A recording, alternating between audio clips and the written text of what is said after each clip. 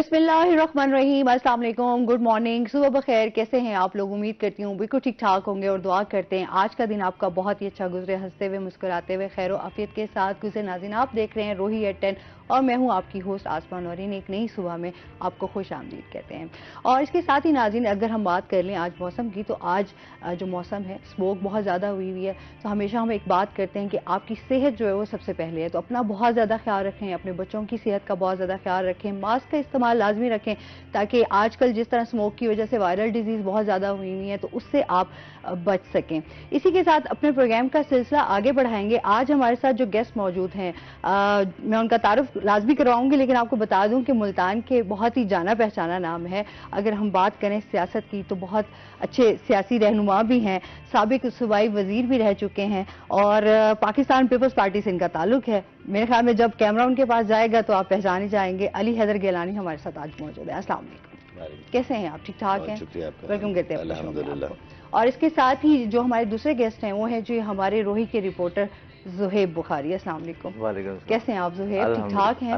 Welcome करते हैं। Thank you very much. Zuhaib dengue के जो है वो शिकार रहे, आज सेहतमंद है अल्हम्दुलिल्लाह। चले माशाल्लाह माशाल्लाह। कैसा डेंगू थे? 2 दिन में ठीक हो गए।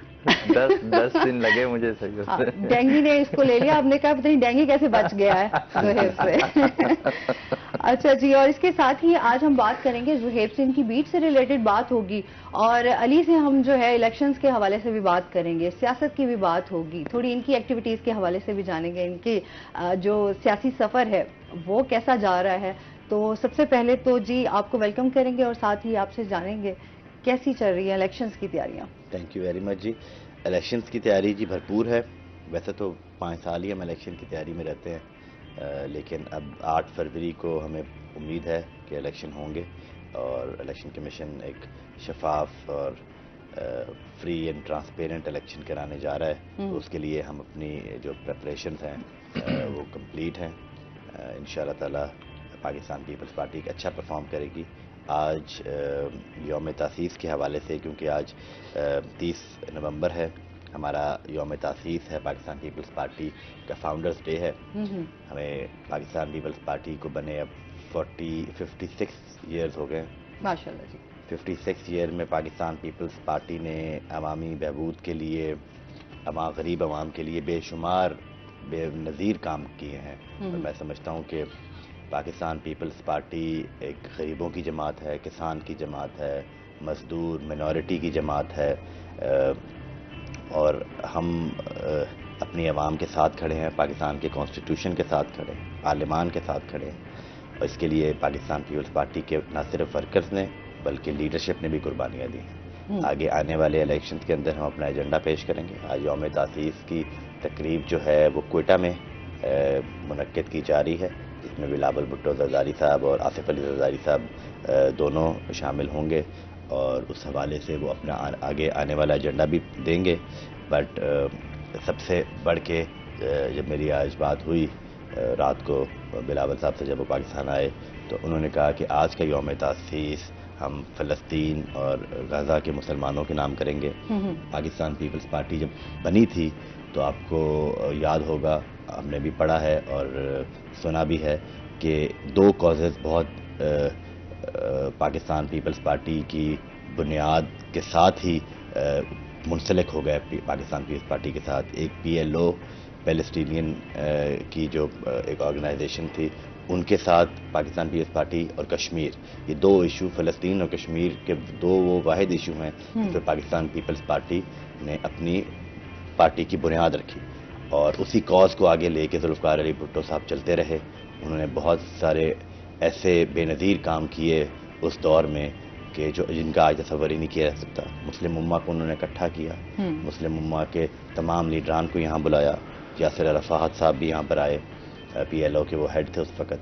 इसके बाद मिस्र, सऊदी अरेबिया सब आए और पाकिस्तान के ने मुस्लिम ममालिक के साथ मिल के काम किया और पाकिस्तान मुस्लिम ममालिक का उस ज़माने में एक लीडर तस्वर किया जाता था। तो आज हम उसी अहद का इरादा करते हैं कि पाकिस्तान पीपल्स पार्टी दोबारा मुस्लिम उम्मा को इकट्ठा करे और under the leadership of Bilawal Bhutto हम پاکستان نہ صرف پاکستان بلکہ پوری دنیا میں بسنے والے مسلمانوں کے لیے کچھ اچھا کر سکیں، وہ ان کو مظلومی سے نکال سکیں، ان کو جس طرح سے کشمیر اور فلسطین میں بربریت کا وہ نشانہ بن رہے ہیں، پاکستان پیپلز پارٹی ان کی آواز بنے اور پاکستان میں پاکستان کی حکومت اور اسٹیٹ اس کی آواز بنے، تو اس کے لیے میں سمجھتا ہوں آج کے دن ہم اس کا عہد کرتے ہیں۔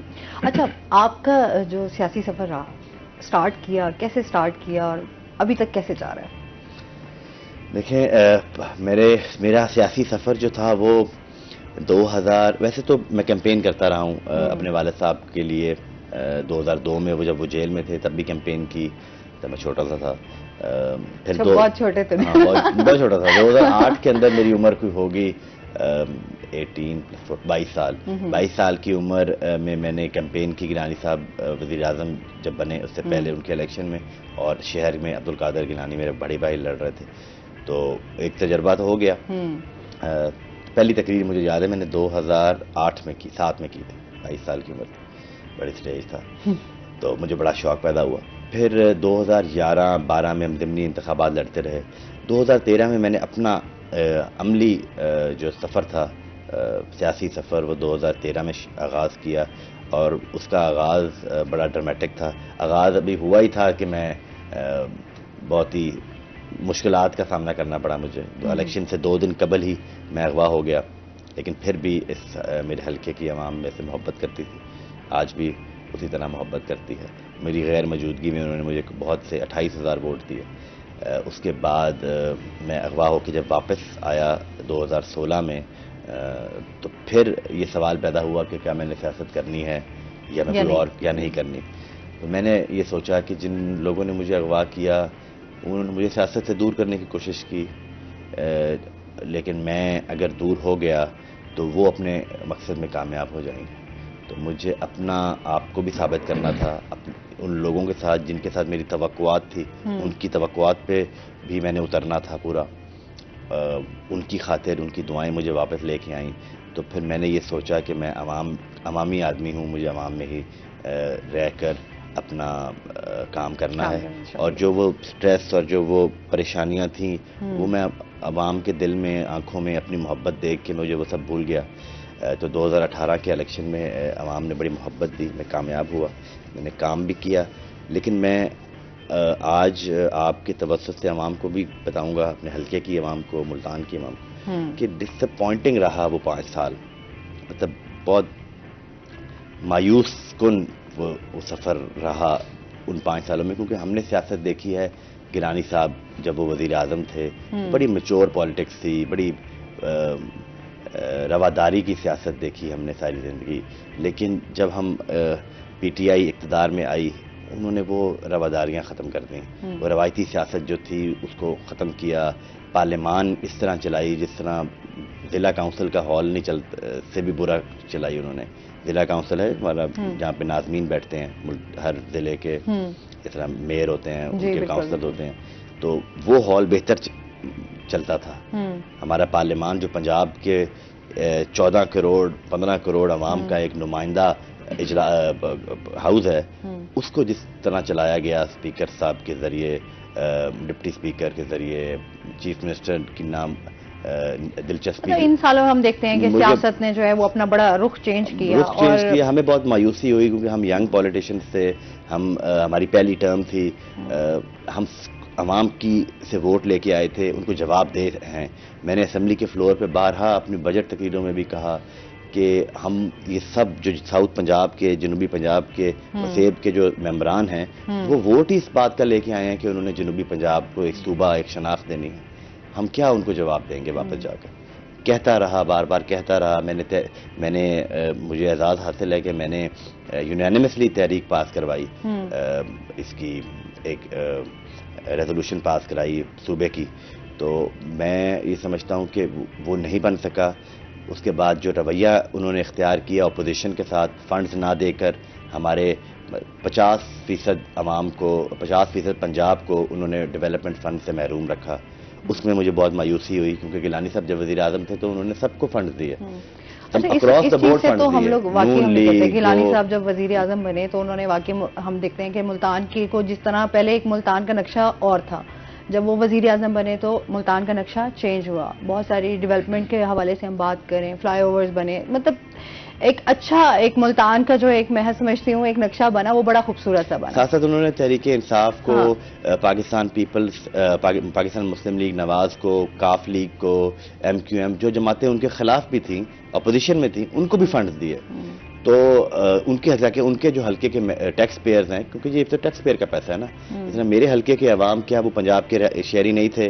کیا وہ ٹیکس پیئرز نہیں تھے؟ وہ ٹیکس نہیں ادا کرتے؟ جب وہ ٹیکس دیتے ہیں تو ان کا حق کیا کہ ان کے حلقے میں ڈیولپمنٹ کے کام ہوں، ان کو محروم رکھا گیا. یہ مایوسیاں ہیں، یہ اس سے ینگ جنریشن، ینگ پولیٹیشین بڑے مایوس. اچھا، اس سیاست سے تو بہت تمام لوگ ہی متاثر ہوئے ہیں نا، ایک عام بندہ بھی متاثر ہوا ہے، جس طرح مہنگائی بڑھی ہے، بے روزگاری بہت زیادہ ہوئی ہے، لوگوں کی مشکلات میں اضافہ ہوا ہے. اچھا، اس پہ مزید بھی بات کرتے ہیں، زہیب سے جانتے ہیں. زہیب، اس ٹائم ایف بی آر کے حوالے سے سب سے پہلے تو جیسے ابھی ٹیکس کی بات ہو رہی تھی، ٹیکس پیئر کی، اور ہم اسی کیونکہ ان کی بیٹ ایسی ہے تو ہم آج ٹیکس کے حوالے سے بھی بات کریں گے کہ ایف بی آر کا جو ہے ٹیکس نیٹ بڑھانے کا فیصلہ کیا گیا، اس حوالے سے بتائیے گا، مطلب عوام کی مشکلات میں مزید اضافہ ایک بار پھر. بسم اللہ الرحمن الرحیم. جس طرح ہم پہلے بھی بات کرتے ہیں فیڈرل بورڈ آف ریونیو کی جانب سے، تو اس بار جو ہے وہ فیڈرل بورڈ آف ریونیو نے جو ہے وہ اپنا ٹیکس نیٹ بڑھانے کا فیصلہ کر لیا. اٹ مین کہ اس میں سرکاری، نیم سرکاری اور پرائیویٹ آرگنائزیشنز کو بھی جو ہے وہ اب ایڈ کیا جا رہا ہے، ٹیچرز کو بھی ایڈ کیا جا رہا ہے کہ اب ان سے بھی جو ہے وہ ٹیکس لیے جائیں گے. تو یہ تمام تر پالیسیز جو ہیں وہ آئی ایم ایف کی جو معاملات ہیں اس کے بعد جو ہیں وہ سیٹ کی جا رہی ہیں.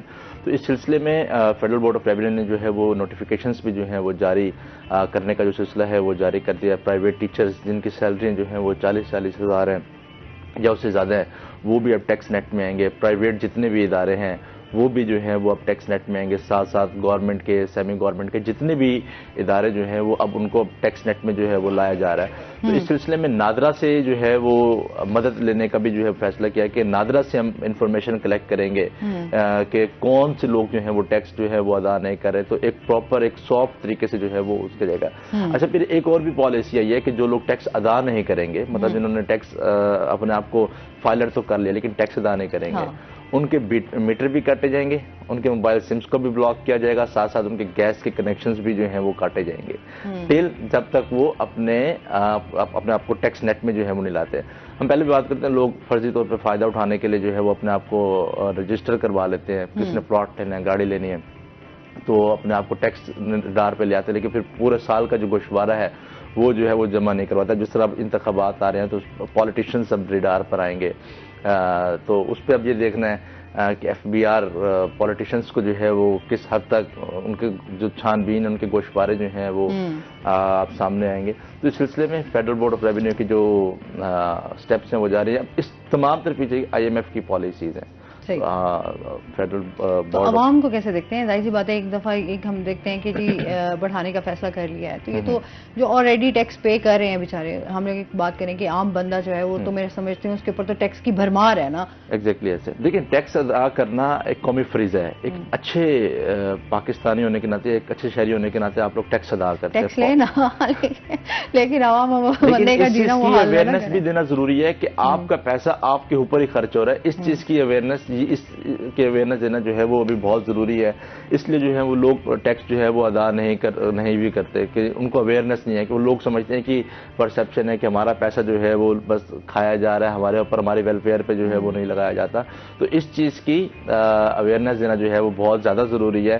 وہ اویئرنیس کون دیں گے؟ پولیٹیشنز دیں گے کہ آپ لوگ جو ٹیکس آپ لوگ دیتے ہیں، مطلب جو بھی پولیٹیشین آتا ہے وہ اس چیز کا اپنے جلسوں میں جو ہے وہ کہتا ہے کہ آپ لوگ ٹیکس ادا کریں. ظاہر سی بات ہے، ٹیکس ادا کریں گے آپ ہی کے پیسے سے ملک جو ہے وہ چلنا ہے. اگر آپ لوگ پیسے زیادہ دیں گے تو وہی آتا ہے نا ڈیمانڈز میں. تو پھر ایک عام بندے کی ہم بات کریں کہ ہم نے ووٹ بھی دینا ہے یا ہم نے ٹیکس بھی ادا کرنا ہے، تو اس میں بدلے میں یہ ہوتا ہے کہ ہمیں ریلیف میں ملا جائے نا، جو کہ ہم دیکھتے ہیں اکثر ہم جن چیزوں سے محروم ہیں آج تک اسی محرومیوں کا شکار ہے. ایگزیکٹلی، بالکل ایسے. تو وہ بات وہیں آ جاتی ہے کہ ہمیں اویئرنیس. یہ تو میرے خیال میں جو ہے نا علی سے جواب لیتے ہیں. علی کیا کہنا چاہتے ہیں؟ گیلانی صاحب اس چیز کو زیادہ بہتر انداز سے جواب دے سکتے ہیں کیونکہ ٹیکس تو ہر بندہ اس ٹائم پے کر رہا ہے، چاہے جو مرضی ہو جائے. جیسے میں 2011 سے غالباً ٹیکس پیئر ہوں، ہر سال ٹیکس دیتا ہوں، لیکن میں یہ سوچتا ہوں کہ میرا ٹیکس کہاں خرچ ہو رہا ہے. میرا جو ٹیکس ہے کیا وہ میں یہ چاہتا ہوں جس طرح باقی دنیا میں ہر شہری چاہتا ہے کہ جب میں ٹیکس دوں تو جب میں بیمار ہوں تو مجھے ہسپتال میں ایک اچھی فیسلٹی مہیا ہو, یا جب میرا بچہ جب اسکول جائے تو اس کو ایک اچھی کوالٹی معیاری تعلیم حاصل ہو. میں ٹیکس اس لیے نہیں دے رہا کہ لاہور میں 3 انڈر پاس بن جائیں 4 مہینے میں.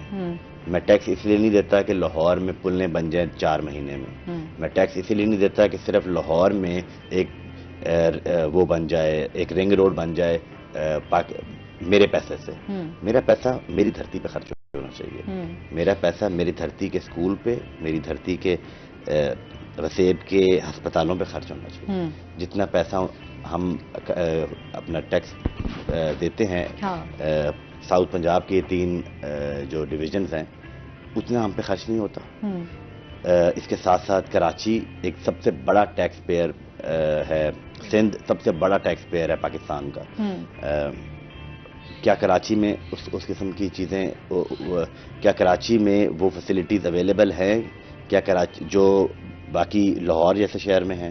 تو یہ ناانصافی جب تک نظر آتی رہے گی عوام کو تب تک وہ اس ٹیکس نیٹ میں نہیں آئیں گے اور نہ ہی وہ ٹیکس دینے میں دلچسپی شو کریں گے. میں پرسوں کی رپورٹ پڑھ رہا تھا کہ 2000 آپ کے منسٹر صاحب کی فواد حسن فواد صاحب جو ہیں پرائیویٹائزیشن کے منسٹر ہیں, انہوں نے رپورٹ دی کیبنٹ کے بعد. پریس کانفرنس میں ان کی سن رہا تھا کہ 2016 سے لے کے 2023 تک ایف بی آر نے اپنے ڈیزائر ٹارگیٹس اچیو نہیں کیے. ہر سال ہمیں کہا جاتا رہا کہ ایف بی آر نے کوارٹر اپنا جو پہلا سمائی ہے یا دوسرا سمائی ہے اس کے ٹارگیٹس اچیو کر لیے. وہ جو ٹارگیٹ اچیو نہیں ہوتے وہ اب دیکھیں بجلی کے بلوں میں ایڈ ہو کے آئے ہیں. مطلب یہ حالات ہے کہ ایک عام بندے کے لیے کتاب دیکھیں. دیکھیں جو میں اگر ٹیکس دیتا ہوں تو جو بندہ ٹیکس نہیں دیتا اس کا برڈن میرے پہ نہیں آنا چاہیے. تو اس کا ٹیکس بھی میں بھروں, اپنا ٹیکس بھی میں بھروں. تو یہاں پہ جب تک یہ سسٹم آپ بہتر نہیں بنائیں گے ایف بی آر کے سسٹم کو تب تک لوگ ٹیکس ہر کوئی دینا چاہتا ہے. ٹیکس سے کوئی نہیں بھاگ رہا. ایسے ہی ہے, ابھی بھی تو دے رہے ہیں نا. مطلب آپ اب کھانے جا رہے ہیں, آپ کچھ خریدنے جا رہے ہیں, آپ گھر کی گروسری لینے جا رہے ہیں, لیکن اس میں سسٹم تو ہو نا, ہر چیز پہ آپ ٹیکس تو پے کر رہے ہیں. ایک سسٹم تو ہو کہ اب یہ آج میں سن رہا تھا کہ بڑی ریگریسو پالیسی آئے گی کہ جو غریب ہیں, مطلب پاکستان پیپلز پارٹی نے اپنے مینیفیسٹو میں کہا ہے کہ ہم جو غریب طبقہ ہوگا اس کو وہ ہم بجلی کے بلوں سے اس کا اندازہ لگا لیں گے, اس کو بجلی بھی فری کر دیں گے اور ٹیکس بھی فری کر دیں گے. لیکن جو امیر آدمی جو افورڈ کر سکتا ہے اس کے اوپر ہم وہ ٹیکس لگا دیں گے. یہاں بات سمجھ آتی ہے کہ آپ لوگوں کا ہاتھ بٹا رہے ہیں. جو لوگ ٹیکس پیئرز ہیں ان کا پیسہ بھی صحیح جگہ پر لگ رہا ہے. بٹ ایسے نہیں ہو سکتا کہ جو کاروباری حضرات ہیں, جو ملوں والے ہیں, وہ ٹیکس اویڈ بھی کریں, ٹیکس نہ دیں, ٹیکس کم دیں, بچائیں اپنا ٹیکس لیگل یا انلیگل مینز سے اور وہ بچ جائیں. اربوں روپے کھربوں روپے کا انہوں نے مل مافیا نے ٹیکس جو ہے وہ اویڈ کیا ہے, ٹیکس نہیں دیا اور وہ اپنا کاروبار بھی چل رہے ہیں, ان کو کوئی پوچھنے والا نہیں ہے. تو اس طرح کے دو معیار نہیں ہونے چاہیے, دوہرے معیار نہیں ہونے چاہیے, ایک ہی معیار رکھیں. اچھا, اس کے ساتھ ساتھ ہم ایف بی آر کے ٹیکس کے حوالے سے بھی بات کریں گے کہ جو سگریٹ اور چینی فروخت کرنے والے ہیں ان کے خلاف بھی جو ہے کریک ڈاؤن کر رہے ہیں, اس حوالے سے بتائیے. دیکھیں ایک نیا ابھی جو ہے وہ ایکٹ لایا گیا ہے کہ جو لوگ سگریٹس اور شوگر اسٹاکسٹ ہیں, مطلب کہ وہ اسٹاک کر لیتے ہیں شوگر زیادہ تعداد میں, لیکن وہ ٹیکس ادا نہیں کرتے, مطلب کہ وہ ٹیکس پیڈ نہیں ہوتے لیکن وہ فروخت کر رہے ہوتے ہیں, مطلب کہ بھرپور فائدہ حاصل کر رہے ہوتے ہیں, پیسے جو ہے وہ اچھا خاصا کما رہے ہوتے ہیں. اسٹاکسٹ کے خلاف قانون آیا گیا کہ جو اسٹاک کرتے ہیں شوگر, تو ان کے خلاف بھی جو ہے وہ کارروائی کی جائے گی کہ اگر ان پر جو ہے وہ ٹیکس کے جو سٹیمپ ہے وہ لگی ہوگی تو ہی وہ مارکیٹ میں اس کو سیل آؤٹ کریں گے, ادروائز اس کو نہیں کریں گے. اور اس کے ساتھ ساتھ جو سگریٹس ہیں وہ بھی اگر سب سے زیادہ فروخت ہوتے ہیں سگریٹس وغیرہ بھی, تو وہ بھی اگر ٹیکس سٹیمپ کے انوائس نہیں ہوگی وہ فروخت مارکیٹ میں کی جا رہی ہے. تو اس سلسلے میں کاروائیاں بھی ہو رہی ہیں. لاکھوں روپے مالیات کے جو سگریٹس ہیں وہ ابھی ریسنٹلی کچھ ہی دنوں پہلے جو ہے وہ ہم نے ساتھ ہی تھے ایف بی آر کے ساتھ ہم ریڈ کیا تھا, تو مختلف شہر کے مختلف جگہوں تو لاکھوں روپے کا جو سامان ہے ٹرکس کی صورت میں جو ہے وہ پکڑ کے لائے گئے تھے. کیا تھا کہ وہ ٹیکس کے بغیر چیزوں کو فروخت کر رہے تھے, مطلب کہ آپ حکومت کو کچھ نہیں دے رہے اور تمام فائدہ خود ہی حاصل کر رہے ہیں. تو اس سلسلے میں 3 سال قید کی سزا جو ہے وہ ہو رہی ہے, جو قانون جو ہے وہ لایا گیا. اس سلسلے میں جو لوگ ٹیکس چوری کر رہے ہیں, مختلف مالز ہیں, کے مارٹ کو لاسٹ ٹائم سیل کیا گیا ہے, اس کے ساتھ ساتھ 2-3 اور بڑے بڑے ڈپارٹمنٹل سٹور ہیں, ان کو جو ہے وہ ٹیکس چوری, مطلب کہ آپ نے کوئی بھی چیز پرچیز کی ہے تو آپ خود سارا جو ایڈوانٹیج ہے وہ خود سارا لے رہے ہیں, لیکن گورنمنٹ کو جو ہے وہ کچھ بھی نہیں دے رہے. تو اس سلسلے میں مالس بھی جو ہیں وہ سیلز کیے گئے. تو فیڈرل بورڈ آف ریونیو کی جو کارروائیاں ہیں وہ اس تناظر میں جاری ہیں. صحیح ہے. اچھا, اس کے ساتھ ساتھ جس طرح ابھی یوم تاسیس کے حوالے سے وجے علی نے بھی بات کی, اس کے حوالے سے آج کے دن کی کیا تیاریاں ہو رہی ہیں, کیا چل رہا ہے یہاں ملتان؟ دیکھیں, یوم تاسیس پاکستان پیپلز پارٹی جو ہے وہ آج بھرپور انداز سے منا رہی ہے. 56واں یوم تاسیس جو ہے وہ منایا گیا. اس سے پہلے کارساز کا جو ڈے ہے وہ منایا گیا تھا. پیپلز پارٹی نے وہ دن بھی فلسطین کے مسلمانوں کے نام کیا تھا. آج بھی جس طرح گیلانی صاحب نے فرمایا کہ آج کا پورا جو دن ہے پاکستان پیپلز پارٹی کا, وہ بھی فلسطین کے مظلوم مسلمانوں کے جو ہے وہ نام جو ہے وہ کر رہے ہیں. تو پیپلز پارٹی کی بنیاد جو ہے وہ شہید ذوالفقار علی بھٹو نے رکھی. پیپلز پارٹی ایک واحد جماعت ہے جو شہداء کی جماعت ہے, غریبوں کی جو ہے وہ جماعت ہے. تو سب سے زیادہ قربانی ہے, اگر ہم تاریخ اٹھا کے دیکھیں تو تاریخ جو ہے وہ شہداء کی قربانیوں سے بھری ہوئی ہے. پیپلز پارٹی سے جو پیپلز پارٹی کے ورکر کی ایک بات یہ ہے کہ پیپلز پارٹی کا ورکر نظریاتی ورکر ہے, جو نظریے کے ساتھ کھڑا ہے, روٹی کپڑا مکان کے ساتھ کھڑا ہے, منشور جو ہے وہ اس کے ساتھ کھڑا ہے. تو اس سلسلے میں آج بھی کوئٹہ میں بڑی تقریب کا جو ہے وہ انعقاد کیا جا رہا ہے, جس میں آصف علی زرداری صاحب اور بلاول بھٹو زرداری صاحب جو ہیں وہ خطاب بھی کریں گے. ملتان میں بھی جو ہے وہ کل بھی ایک بڑی تقریب کا انعقاد کیا گیا تھا. آج بھی 12:30 بجے ڈسٹرکٹ بار میں گیلانی صاحب کے اعزاز میں ایک تقریب بھی ہے, اس سے یوسف رضا گیلانی صاحب بھی خطاب کریں گے, علی حیدر گیلانی صاحب بھی وہاں پر ہوں گے. 3 بجے ایک شمولیتی بڑا پروگرام ہے گیلانی صاحب کا, وہاں پر بھی جو ہے وہ گیلانی صاحب جائیں گے. 2-3 اور بھی تقریب کا جو ہے وہ اعلان کیا گیا ہے, انعقاد جو ہے وہ کیا جا رہا ہے. تو اس سلسلے میں پیپلز پارٹی کافی ایکٹیو بھی جو ہے وہ ہمیں دکھائی دے رہی ہے انتخابات کے سلسلے میں. اور پیپلز پارٹی واحد جماعت تھی جو کہ ہم دیکھ رہے تھے کہ الیکشنز کی بات کر رہے تھے, کہ بلاول بھٹو ہمیشہ جو ہے وہ الیکشنز کی بات کرتے, گیلانی صاحب خود جو ہے وہ الیکشنز کی بات کر رہے تھے. اور ان کا جو گھر ہے گیلانی ہاؤس, اس پر بھی کارکنوں کی ایک بڑی تعداد جو ہے وہ موجود ہوتی ہے. تو اس سلسلے میں پیپلز پارٹی کا ورکر بھی ہمیں کافی ایکٹیو جو ہے وہ ہوتا دکھائی دے رہا ہے. اب انتظار ہے کہ 8 فروری کو ووٹر جو ہے وہ کس طرف جو ہے وہ جاتا ہے. گیلانی صاحب خود بہتر انداز میں جو ہے وہ اس چیز کو بتائیں گے. صحیح ہے. اچھا, جس طرح ہم اگر بات کریں کہ ابھی بیچ میں بلاول بھٹو صاحب کے کچھ جس طرح انہوں نے جلسے سے خطاب کیا, کچھ ان کے بیانات تھے, پھر آصف علی زرداری صاحب کے بھی کچھ بیانات اس طرح کے آئے, تو آپ کیا سمجھتے ہیں کہ اندرونی معاملات کس طرح چل رہے ہیں پیپلز پارٹی کے؟ لیکن پارٹیز کے اندر پاکستان پیپلز پارٹی ایک بڑی لبرل اوپن جماعت ہے. اچھا, اس کا جواب آپ سے تفصیلی لوں گی. ناظرین, ابھی ہم نے جانا ہے بریک پہ, ہمارے ساتھ رہیے گا.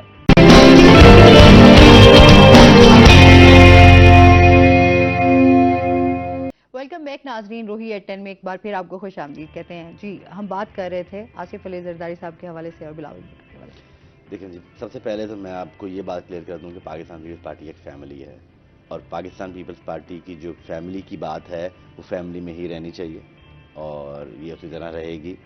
پاکستان پیپلز پارٹی نے اپنے ان سفر میں یہ جو 55 سال کا یا 56 سال کا جو سفر ہے, اس میں بہت سی عروج و زوال دیکھے ہیں. ایک زمانے میں بے نظیر بھٹو اور نصرت بھٹو صاحبہ کے درمیان بھی ایسی ایک بات ہوئی تھی. پھر اس کے بعد بے نظیر بھٹو صاحبہ, شہید صاحبہ اور شہید مرتضیٰ بھٹو کے درمیان بھی ایسی بات ہوئی. تو یہ تو پاکستان پیپلز پارٹی ایک ایسی جماعت ہے جس میں ہم اپنا اوپینین, اپنے ویوز, اپنے خیالات کھل کے عوام کے سامنے بیان کرتے ہیں. رہی بات پاکستان پیپلز پارٹی کی آئیڈیالوجی کی, تو ہم نے ان 56 سالوں کے اندر انتہا پسندی, دہشت گردی, سیاسی جو کہتے ہیں آپ انتقام کی سیاست, ان کا مقابلہ کیا ہے. ہم نے ہمیشہ جبر کا مقابلہ کیا ہے, اور جبر سہا بھی ہے دوسری جماعتوں کا, دیگر جماعتوں کا جبر سہا بھی ہے, لیکن ہمارے سے کسی کو کوئی تکلیف نہیں پہنچی. آپ نے دیکھا ہوگا بے نظیر بھٹو صاحبہ کا ادوار ہو یا پیپلز پارٹی کا دوست جب یوسف رضا گیلانی صاحب کا دور تھا, اس میں بھی ایک پولیٹیکل قیدی نہیں تھا. ایک آدمی ایسا نہیں تھا جو یہ کہہ سکے کہ میرے ساتھ پیپلز پارٹی کی حکومت نے ناجائز مجھے نظر بند کیا, ناجائز مجھے جیلوں میں ڈالا. ان کے برعکس جب وہ حکومت میں ہوتے ہیں کوئی بھی ہم نے جیلیں کاٹی, ہم نے پی ڈی ایم کی جب موومنٹ سٹارٹ کی, ریسٹوریشن آف ڈیموکریسی کی موومنٹ تھی نا, restoration of basic human rights کی موومنٹ تھی, مہنگائی کے خلاف موومنٹ تھی, وہ ہمارا سیاسی حق تھا. اس کا یہ تو مطلب نہیں تھا کہ عمران خان صاحب اور بزدار ہمیں جیلوں میں ڈال دے بغیر کسی قصور کے. میرا بھائی جیل میں سڑ رہا تھا بغیر کسی قصور کے, علی موسیٰ کو یوں پکڑ کے انہوں نے جیل میں ڈال دیا. تو یہ جدوجہد جو ہے یہ ہم جاری رکھیں گے. ہم سیاسی ورکر ہیں, ہماری ٹریننگ ہی ایسی ہے کہ ہم سیاسی طور پہ اپنی نظریات کے ساتھ کھڑے ہوں گے. اس طرح نہیں کہ جو راتوں رات اپنا نظریہ بدل لیں, راتوں رات اپنی جماعتیں بدل لیں. یہ ملتان میں اس بات کا بڑا فقدان ہے. آپ کے میں ویورز کو بتانا چاہتا ہوں, ناظرین کو, کہ ملتان کے لوگوں کی عزت کی رکھوالی ہمیں کرنی چاہیے. یہ اس خطے کے لوگوں کے بارے میں جو تاثر لاہور میں ہے وہ ہمیں دور کرنا ہے. جہاں سے جو الیکٹ ہوتا ہے تحریک انصاف کے نشان پہ جو پچھلی دفعہ الیکٹ ہوئے تھے, ملتان میں سے دو M N as Tehreek Insaf کی ٹکٹ پہ بنے, بلے کے نشان پہ بنے, اور ووٹ اپنا جا کے سودا کر دیا انہوں نے نون لیگ کے ساتھ.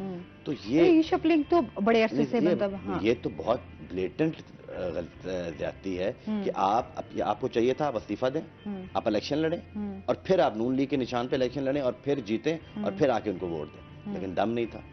آج بھی دیکھیں, اب وہ غیر مناسب الفاظ تو میں نہیں استعمال کر سکتا, پر یہ ٹرن کورٹس کی سیاست ہمارے خطے کی بدنامی کا باعث ہے. تو مہربانی کر کے آپ جس جماعت, آپ ذہن بنا لیں کہ ایک جماعت کے ساتھ آپ نے کھڑے ہونا ہے, اپنی مفاد کی خاطر, اپنے ذاتی مفاد کی خاطر آپ عوام کو بدنام کریں, ان کے ووٹوں کا سودا کر دیں, ان کا سودا کر دیں, یہ بات ہرگز قبول نہیں ہے. میں سمجھتا ہوں کہ اگر میں نے آنکھ کھولی پاکستان پیپلز پارٹی میں جب تک سیاست کروں گا, جب مجھے نظر آئے گا کہ پیپلز پارٹی میں میری جگہ نہیں ہے یا میری سیاست پیپلز پارٹی اس کے ساتھ نہیں ہے, تو سیاست چھوڑ دیں.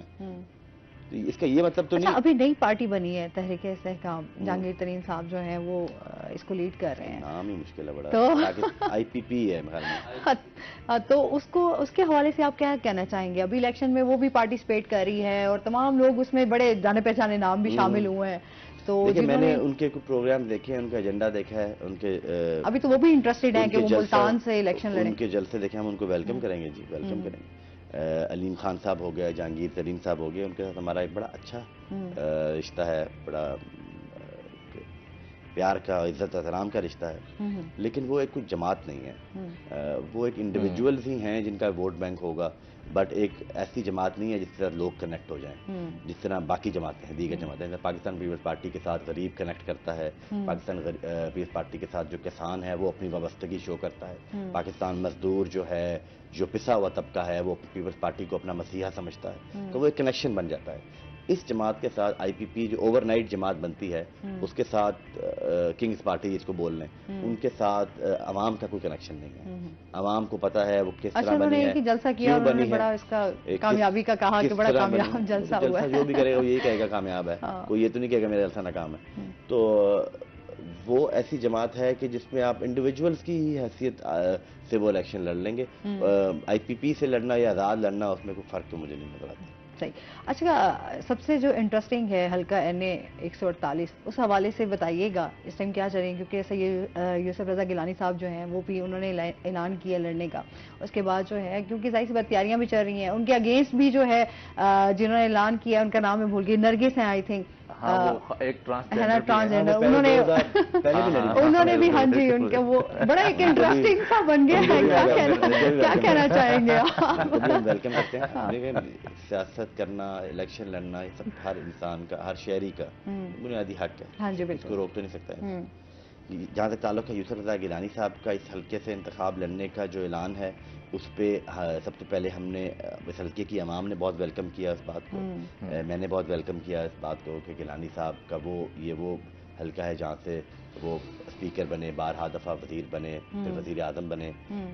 ادھر اس حلقے کے عوام جو ہیں, لوگ جو ہیں, وہ گیلانی صاحب سے بہت عقیدت اور پیار کرتے ہیں, اور وہ چاہتے ہیں کہ گیلانی صاحب ہی لڑیں.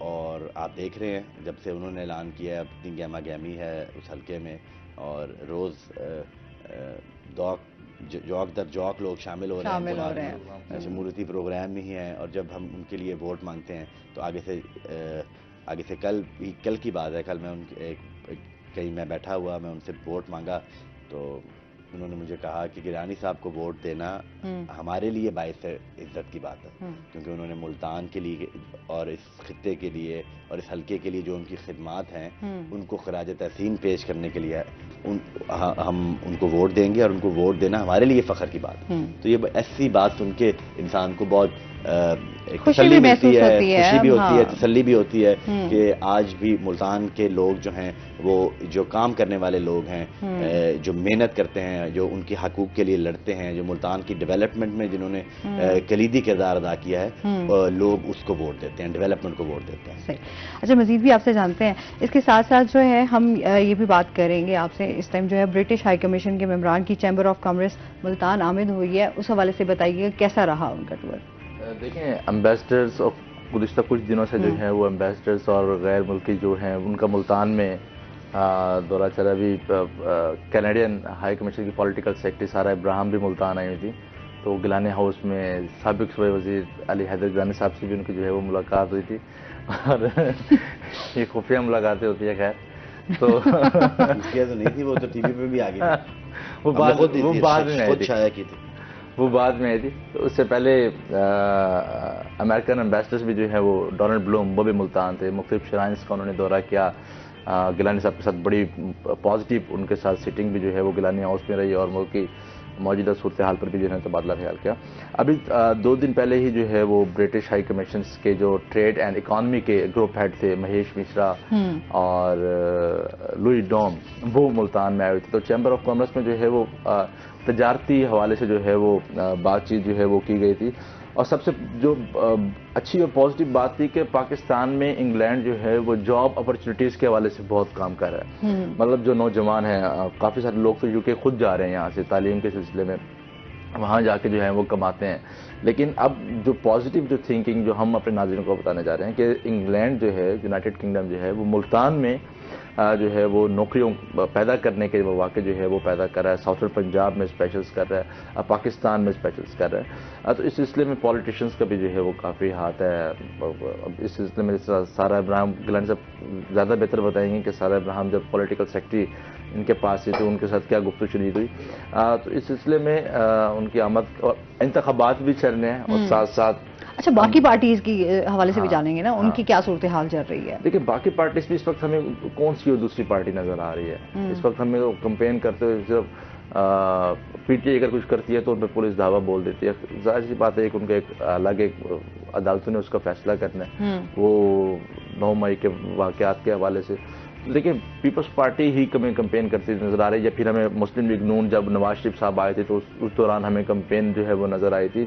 جہاں تک ڈیرے آباد ہونے کی بات ہے، کیونکہ بیسک چیز اور مین چیز کمپین کے حوالے سے تو وہ ہمیں پیپلز پارٹی کی نظر آ رہی ہے، ہمیں صرف نظر ہی وہی آ رہا ہے۔ دوسری پارٹیز کے نون لیگ کی تب گہما گہمی تھی جب نواز شریف صاحب پاکستان آ رہے تھے تو پتہ چل رہا تھا کہ لگ ایسا تھا صرف میدان میں صرف نون لیگ کھڑی ہے، وہ تو ان کو ریسیو کرنے کے لیے ویلکم کرنے کے لیے جب ایونٹ آیا تو پھر پتہ چلا کہ پیپلز پارٹی بھی ہے، اور گیلانی ہاؤس پہ بہت بڑا کنونشن چھوٹا سا پروگرام تھا، لیکن وہ ایسے لگ رہا تھا کہ بہت بڑا کنونشن ہے۔ لوگ اچھا گیلانی صاحب یہ بتائیے، صرف نواز شریف صاحب آئے ہیں، کچھ آپ نے اس بارے میں تو بتایا؟ بڑے اچھے ان کے ساتھ مراسم بھی ہیں، تو بڑا ویلکم کیا ان کو، پاکستان پیپلز پارٹی کا ہی مطالبہ تھا، لیکن نواز شریف صاحب واپس ملک میں آئے۔ اچھا اب وہ واپس آئے ہیں تو ہمارا مطالبہ قبول کی، منظور کیا، ان کی بہت مہربانی ہے، ان کی بہت مہربانی۔ اب وہ واپس آ چکے ہیں، اب وہ اپنی تیاریاں بھی چل رہی ہیں، اور وہ کل کی ڈیولپمنٹ دیکھ لیں، کیا کل کی ڈیولپمنٹ دیکھ لیں کہ کیسز بھی ختم ہو رہے ہیں۔ ہاں کیسز تو پھر بڑی جلدی سے، جب ان کی حکومت رہی تو تب بھی بہت سارے کیسز جو ہیں وہ ختم ہوئے۔ کیا کہیں گے اس بارے میں آپ؟ اب موجودہ جو سیاسی صورتحال چل رہی ہے ابھی، آپ اس کے بارے میں کیا رائے رکھتے ہیں؟ جو موجودہ سیاسی صورتحال ہے، ایک گھٹن کا ماحول ضرور ہے، اس میں تو کوئی دو رائے نہیں، گھٹن کا ماحول ہے۔ آپ یہ تاثر نہیں جانا چاہیے کہ اس الیکشن کا جو رزلٹ ہے وہ پہلے سے ہی عوام کو پتہ ہے، اس طرح الیکشن نہیں ہوتے۔ الیکشن ایک پروسیس ہے جس میں لوگ جس کو وہ چاہیں کہ وہ حکمرانی کرے، وہ اور کہتے ہیں ووٹ کا صحیح استعمال کریں نا, ووٹ کا حق جو ہے وہ ٹرانسپیرنٹ طریقے سے ہی حکومتیں بنائی جاتی ہیں. بالکل, اس پہ مزید حکومتیں گرائی بھی ٹرانسپیرنٹ طریقے سے جاتی ہیں. اس پہ مزید بات کرتے ہیں. ناظرین ابھی ہم نے جانا ہے بریک پہ, ہمارے ساتھ رہیے گا.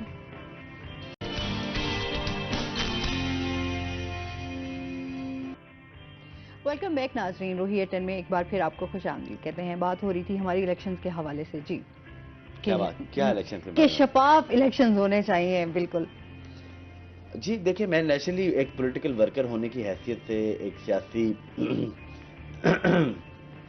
کے طالب علم ہونے کی حیثیت سے بھی میں یہ سمجھتا ہوں کہ اس گھٹن کے ماحول سے ہم تبھی نکلیں گے جب ایک شفاف الیکشن ہوگا. پاکستان کی معیشت اگر اپورڈ ٹرینڈ ہے اس کا, اگر وہ بہتری کی طرف گامزن ہے تو وہ اور اس کو پہیے لگ جائیں گے جب ایک سٹیبل گورنمنٹ آ جائے گی. تو سٹیبلٹی بہت ضرورت ہے, پولیٹیکل سٹیبلٹی کی بہت ضرورت ہے پاکستان کو, جس کی وجہ سے پاکستان میں معاشی سٹیبلٹی آئے گی. ابھی معاشی سٹیبلٹی نہیں ہے ملک میں. اچھا, بیرسٹر گوہر جو ہیں وہ پی ٹی آئی کے جو ہیں وہ بن چکے ہیں نگران چیئرمین, اس کے حوالے سے آپ کی کیا رائے ہے؟ بیرسٹر صاحب ایک اچھے آدمی ہیں, میں ان کو پرسنلی بھی جانتا ہوں. گیلانی صاحب کے وکیل بھی رہ چکے ہیں. وہ ایک اچھے وکیل تو ہیں, بٹ ایک اچھے کتنے اچھے سیاستدان ہیں یہ وقت ثابت کرے گا. آپ کیا کہنا چاہیں گے؟ پیپلز پارٹی کے اس پہ کینڈیڈیٹ ہونے کے حیثیت سے وہ لڑ بھی چکے ہیں الیکشن. ہاں, تو وہ اس میں بھی انہوں نے پیپلز پارٹی کے پلیٹ فارم سے اچھے ووٹ کلیکٹ کیے ہیں. لیکن ایک ایسا نام ہے کہ جس پہ میرے خیال میں کسی پارٹی کو جو ہے وہ اعتراض بھی نہیں ہے. کل بھی ہم اس طرح کے بیانات سن رہے تھے کہ بیرسٹر گوہر بنے تو نگراں چیئرمین ہے, لیکن اب 2 یا 3 کو میرے خیال میں غالباً الیکشن ہونے انٹرا پارٹی کے, تو اب دیکھتے ہیں کہ اس میں جو ہے وہ کس کو نامزد کیا جاتا ہے. تو ایک اچھا نام ہے آئی تھنک پیپلز پارٹی بھی, اس کو باقی جماعتیں بھی جو ہے وہ اس کو اچھا وہ کر رہی ہیں کہ انہوں نے کہتے ہیں یہی رہنا چاہیے. لیکن وقت ثابت کرتا ہے نا انسان کی سیاست, اس کا طرز سیاست اس کو ڈیفائن کرتا ہے. ایسے تو اچھے آدمی ہیں, لیکن کس طرح وہ سیاست کرتے ہیں وقت کے ساتھ پتہ چلے گا کہ وہ کتنے کامیاب ہیں. اچھا, پھر ہم آ جاتے ہیں شاہ محمود قریشی صاحب کا بھی ایک بڑا نام ہے. اب ملتان میں 2 نام آتے ہیں جی, پھر یوسف رضا گیلانی صاحب کا نام آتا ہے, اور پھر جو ہے وہ شاہ محمود قریشی صاحب کا. ابھی ظاہر سی بات ہے کچھ حالات بھی اس طرح کے ہیں. ابھی ان کی بیٹی جو ہے وہ بھی پارٹیسپیٹ کر رہی ہے, انہوں نے بھی اعلان کیا ہے. کیا کہنا چاہیں گے اس بارے میں؟ لیکن ان کی بیٹی ہماری بہن ہے, ہم ان کو ویلکم کرتے ہیں, وہ لڑیں. شاہ محمود قریشی صاحب پہلے موسیٰ گیلانی صاحب کے بھی ان کے اس میں جو ہے بالکل ہمارے لیے بڑے عزت اور احترام, ان کا احترام کرتے ہیں. اب وہ جہاں سے الیکشن لڑنا چاہیں وہ لڑیں, اب اس پہ میں کیا بیان دے سکتا ہوں.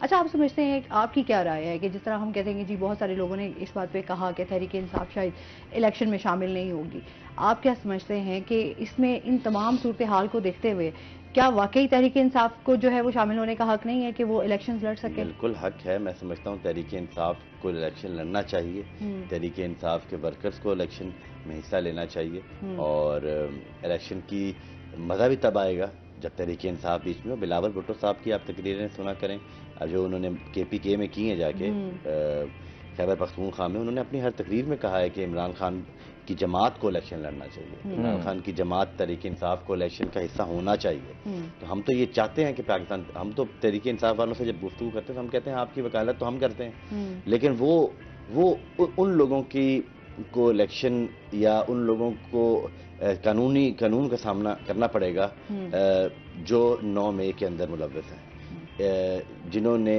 ملک کی میں سمجھتا ہوں سالمیت کو داؤ پہ لگا دیا اس دن 9 مئی والے دن, جس کی ضرورت بھی نہیں تھی. ان سے پولیٹیشین جیل میں جاتا ہے, جیل سے باہر آ جاتا ہے, پھر وزیر اعظم بن جاتا ہے. تو کیا یہ پروسیس چلتا رہتا ہے, یہ ایک ایولیوشن پروسیس ہے. اگر عمران خان اگر کوئی شخص یہ سمجھے کہ وہ قانون سے بالا تر ہے, یا وہ خدا نخواستہ کوئی ایسا انسان ایک بالا چیز ہے, ایک انسان نہیں, ایک کوئی فرشتہ, صرف فرشتہ ہے, تو پھر تو نہیں نظام چل سکتا. انسان کو انسان. ویلکم بیک ناظرین, روہی 10 میں ایک بار پھر آپ کو خوش آمدید کہتے ہیں, اور بریک کے بعد ہمارے ساتھ گیسٹ موجود ہیں, ان کا تعارف کروا دیتی ہوں. آج ہمارے ساتھ موجود ہیں جی ڈاکٹر محمود احمد رانا صاحب ہمارے ساتھ موجود ہیں, جو کہ کنسلٹنٹ ڈینٹل سرجن ہے. السلام علیکم. کیسے ہیں آپ؟ ٹھیک ٹھاک ہیں؟ ویلکم کہتے ہیں اپنے شو میں آپ کو. اور اس کے ساتھ ہی جو ہمارے دوسرے گیسٹ ہیں وہ ہیں جی پروفیسر بابر حسین صاحب ہمارے ساتھ موجود ہیں، جو کہ ایجوکیشنسٹ ہیں، سنگر بھی ہیں اور رائٹر بھی ہیں اور شاعری بھی کرتے ہیں. السلام علیکم. کیسے ہیں آپ؟ ٹھیک ٹھاک ہیں؟ ویلکم کہتے ہیں اپنے شو میں آپ کو. اس کے ساتھ ہی ان کی کچھ گانے بھی سنیں گے، ان کی شاعری کے حوالے سے بھی باتیں ہوں گی، ساتھ ہی ہم جو ہے وہ تعلیم کے حوالے سے بھی بات کریں گے، اور اس کے ساتھ ساتھ ڈاکٹر صاحب سے بات کریں گے آج دانتوں کے حوالے سے، کیونکہ آپ کو پتہ ہے کہ ہماری شخصیت میں ایک نمایاں یہ حیثیت رکھتے ہیں نا. دانتوں کا خیال جو ہے وہ رکھنا بہت زیادہ ضروری ہے، چاہے بچے ہوں چاہے بڑے ہوں. تو آج کل جیسے دانتوں کے حوالے سے ہم ان سے جانیں گے کون سے جدید ٹریٹمنٹس آئے ہوئے ہیں، اگر دانتوں میں کیڑا لگ جاتا ہے تو اس کا کیا ٹریٹمنٹ ہے. تو یہ آج تمام چیزیں جو ہیں ہم آج ڈاکٹر صاحب سے جانیں گے. ڈاکٹر صاحب، دانتوں کا خیال کیسے رکھا جائے؟ دانتوں کا خیال سب سے پہلے تو ہم نے رکھنا ہوتا ہے ٹوتھ برشنگ سے. اب ٹوتھ برشنگ ہمارے پاس کامن ہے کہ اس کا جو ٹریک ریکارڈ ہمارا جو دیکھیں ہمارے 1400 سال پہلے نبی کریم صلی اللہ علیہ وسلم نے بتایا تھا کہ اگر میری امت پہ گراں نہ گزرتا تو میں ہر وضو سے پہلے مسواک کا حکم دے دیتا. تو اسی لیے اب جو لیٹسٹ ریسرچ ہے وہ کہتے ہیں کہ صبح شام آپ صبح اور رات کو سونے سے پہلے برش کر لیں تو مور دین سفیشینٹ ہو جاتا ہے. تو دانتوں کی اہمیت پرسنالٹی میں ایسے ہی ہے جیسے کہ ہر چیز بندے نے جس طرح بات کرتے ہوئے سب سے پہلے ہمارے پاس دانتوں پہ ہی جاتا ہے ہمارے بات کرنے کے انداز سے. اب ہم نے ٹوتھ برش کرنا تو کرنا کس ٹائم پہ ہے؟ اب ٹوتھ برش ہم نے کرنا ہوتا ہے صبح ناشتے کے بعد اور رات کو سونے سے پہلے. اب لوگ کیا کرتے ہیں کہ صبح اٹھتے کے ساتھ ہی برش کر لیتے ہیں. ہاں، سب سے پہلے یہ ہوتا ہے کہ ہاں برش سب سے پہلے برش کیا. تو برش کرنے سے ایسی کون سی چیز رات کو آ گئی منہ میں جو ہم نے صاف کیا؟ کیونکہ رات کو تو کر کے ہی سویا ہم نے جو لاسٹ تھنگ. اچھا، موسٹلی لوگ رات کو نہیں کرتے نا، بہت کم لوگوں کی یہ میرے خیال میں اپنی سمجھ لیں کہ انہوں نے اپنی عادت بنائی ہوئی ہے کہ انہوں نے 2 ٹائم جو ہے برش لازمی کرنا ہی کرنا ہے. ورنہ موسٹلی ہوتا ہے کہ اگر رات کو نہیں کیا تو پھر وہ صبح جو ہے وہ نہار منہ اس طرح ہوتا ہے کہ برش کر لیں. نہیں، ہمارا مین مقصد وہ جو فوڈ اسٹیگنٹ ایریا جو ہے جو ہم کھانا کھاتے ہیں، کھانا جو ہمارے دانتوں میں پھنسا نہ رہ جائے اس کو ہم نے صاف کرنا ہوتا ہے. اور جب ہمارے پاس دانت پہ کھانا پھنسا رہ جائے گا تو ہمارے جو بیکٹیریا ہیں منہ کے اندر تو وہ اسٹیگنٹ ایریا جب رہیں گے تو وہاں پہ ڈینٹل کیریز بن جاتی ہیں، جس کو عام زبان میں ہم کہتے ہیں دانتوں میں کیڑا لگ گیا. اب دانتوں میں کیڑا لگتا ہے اس لیے کہ جب ہمارے بیکٹیریا فرمنٹیشن کر رہے ہوتے ہیں تو وہاں پہ فرمنٹیشن کی موجودگی میں ہمارے پاس اور بہت سارے ایسڈ پروڈیوس ہو رہے تھے. تو سب سے زیادہ جو ہمارے لٹریچر میں کہتے ہیں کہ لیکٹک ایسڈ پروڈیوس ہوتا ہے. لیکٹک ایسڈ کیا کرتا ہے کہ ہمارے دانتوں کو جو ہمارے کیلسیفائی ٹیشو ہے جس طرح انیمل ہے اس کو ڈی کیلسیفائی کرنا شروع کر دیتا ہے. عام زبان میں جس طرح کہتے ہیں کہ اس کو بھورنا شروع کر دیتا ہے. جب اس کو بھورنا شروع ہو جاتا ہے تو وہاں پہ کیا کہتے ہیں کہ پہلے کم کھانا پھنستا تھا، جیسے جیسے ہمارا ڈچ زیادہ بنتا جائے گا انیمل کے اندر تو وہ زیادہ ہمارے پاس کیوٹی بننا شروع ہو جائے گی، زیادہ کھانا پھنسے گا، پھر زیادہ فرمنٹیشن ہوگی اور پھر زیادہ، یعنی کہ ایک وسکس سرکل میں چلا جاتا ہے. اگر ہم ڈینٹل کیریز کو ٹائملی چیک کروا لیں جو کہ ہر بندے کو ہونا چاہیے، ہر 6 منتھلی کے بعد کوئی پرابلم ہے یا نہیں ہے کسی بھی ڈینٹل سرجن کے پاس جا کے اپنا فالو اپ چیک کروا لیں. اگر جتنی چھوٹی کیوٹی ہوگی ہم اتنا ہی اس کو بہتر طریقے سے ٹریٹ کر سکتے ہیں، کیونکہ چھوٹی کیوٹی ہے اگر ہمارے دانت میں درمیان میں کی ہوئی ہے اس پہ چھوٹی کیوٹی پہ سٹریس بھی کم پڑتا ہے. صحیح. اب جس طرح ہمارے بچوں پہ کم ذمہ داریاں، ہم بڑے ہو گئے ہمارے پہ زیادہ ذمہ داریاں، تو اسی طرح جب کیوٹی میں فلنگ چھوٹی ہوگی تو اس پہ لوڈ بھی کم پڑے گا. جب لوڈ کم پڑے گا تو اس کے نکلنے کے چانسز کم سے کم ہوں گے، تو ہمارے پاس ہیلدی ٹوتھ اسٹرکچر مینٹین رہے گا. اچھا، آپ کیا سمجھتے ہیں کیا وجوہات ہیں موسٹلی دانتوں میں کیڑا لگنے کی؟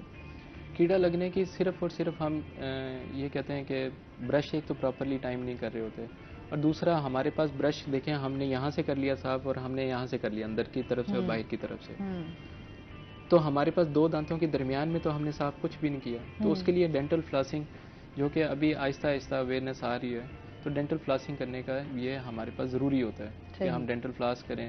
اور ڈینٹل فلاس کرنے کے ساتھ ساتھ ہم ایک اور ایڈ کر لیں کہ دوپہر کے ٹائم کوئی بھی ماؤتھ واش ہم اس کو ایڈ کر لیں کہ تاکہ ہمارے پاس بیکٹیریا کم سے کم رہیں. اچھا، یہ ہوتا ہے نا کہ دانتوں کا باقی آپ جیسے ہم بچوں پہ اسپیشلی دیکھتے ہیں، بچے بہت زیادہ کھاتے ہیں نا، چاکلیٹس ہو گئے، کینڈیز ہو گئی، ان کا یہ ہوتا ہے کہ پھر برش بھی اس طریقے سے بچے جو ہیں وہ ڈیلی اس پہ نہیں کرتے، بڑا زبردستی بچوں کو اس طرف لایا جاتا ہے برش کی طرف بھی.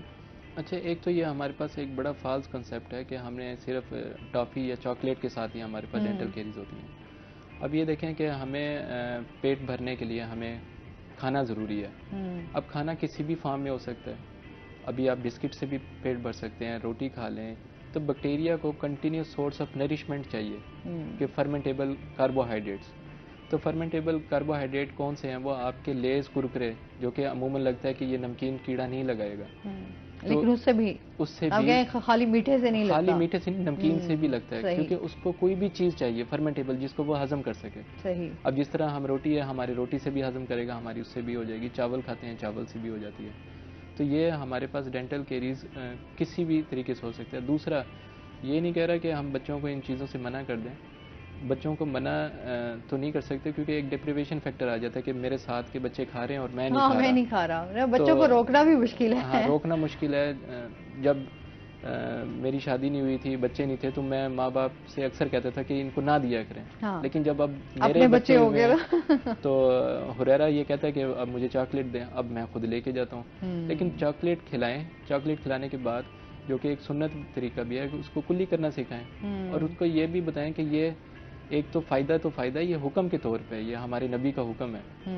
تو یعنی کہ پتہ چل جائے کہ ہم ایک نبی کی امت ہے, اور اس کا آہستہ آہستہ بچے کا, ابھی 4 سال ہے, اس کو بہت زیادہ اس کو آہستہ آہستہ ڈیولپمنٹ کر رہے ہیں, تاکہ اس کو پتہ چل جائے کہ ایک تو اپنا فائدہ بھی ہے, اور دوسرا یہ ہمارے نبی کا حکم بھی ہے. بالکل. اور ساتھ ساتھ تربیت بھی ہوتی رہے, اور آپ اپنی صحت کا بھی خیال رکھیں. اور بچوں کے اندر جو ہمارے پاس ٹوتھ برشنگ کی جو ہیبٹ ہے, وہ کہتے ہیں کہ ابھی بچہ چھوٹا ہے, اس کو برشنگ کی کیا عادت ہے. حالانکہ پہلا ٹوتھ برش اس کو جو کرنا ہے, اس کو جب پہلا دودھ کا دانت, جس کو ملکی ٹوتھ کہتے ہیں, ڈیسیڈیوس ٹوتھ نکلتا ہے, اس ٹائم ہی آپ نے برش کروانا شروع کرنا ہے. 6 منتھ سے لے کے 6 to 7 ایئرس تک برش ماں باپ کے ہاتھ میں رہے گا, پیرنٹس کے ہاتھ میں رہے گا, اور اس کو وہ گائیڈ کرتے رہیں گے, بیٹا یہاں سے کرنا ہے, اس طرح کرنا ہے, اس طرح کرنا ہے, شیشے کے سامنے, تاکہ بچے کو پتہ چلتا رہے برش جا کہاں رہا ہے اور لگ کہاں رہا ہے. بچے تھوڑے ریلیکٹنٹ ہوتے ہیں کہ نہیں کر پاتے, لیکن اس کو آپ نے بڑے پیار سے اس کے سامنے خود ماڈلنگ کر کے دکھانی ہے. کیسے کر کے دکھانی ہے, ماڈلنگ کا کیا مطلب ہے, کوئی بھی ماڈل پیش کرنا ہے,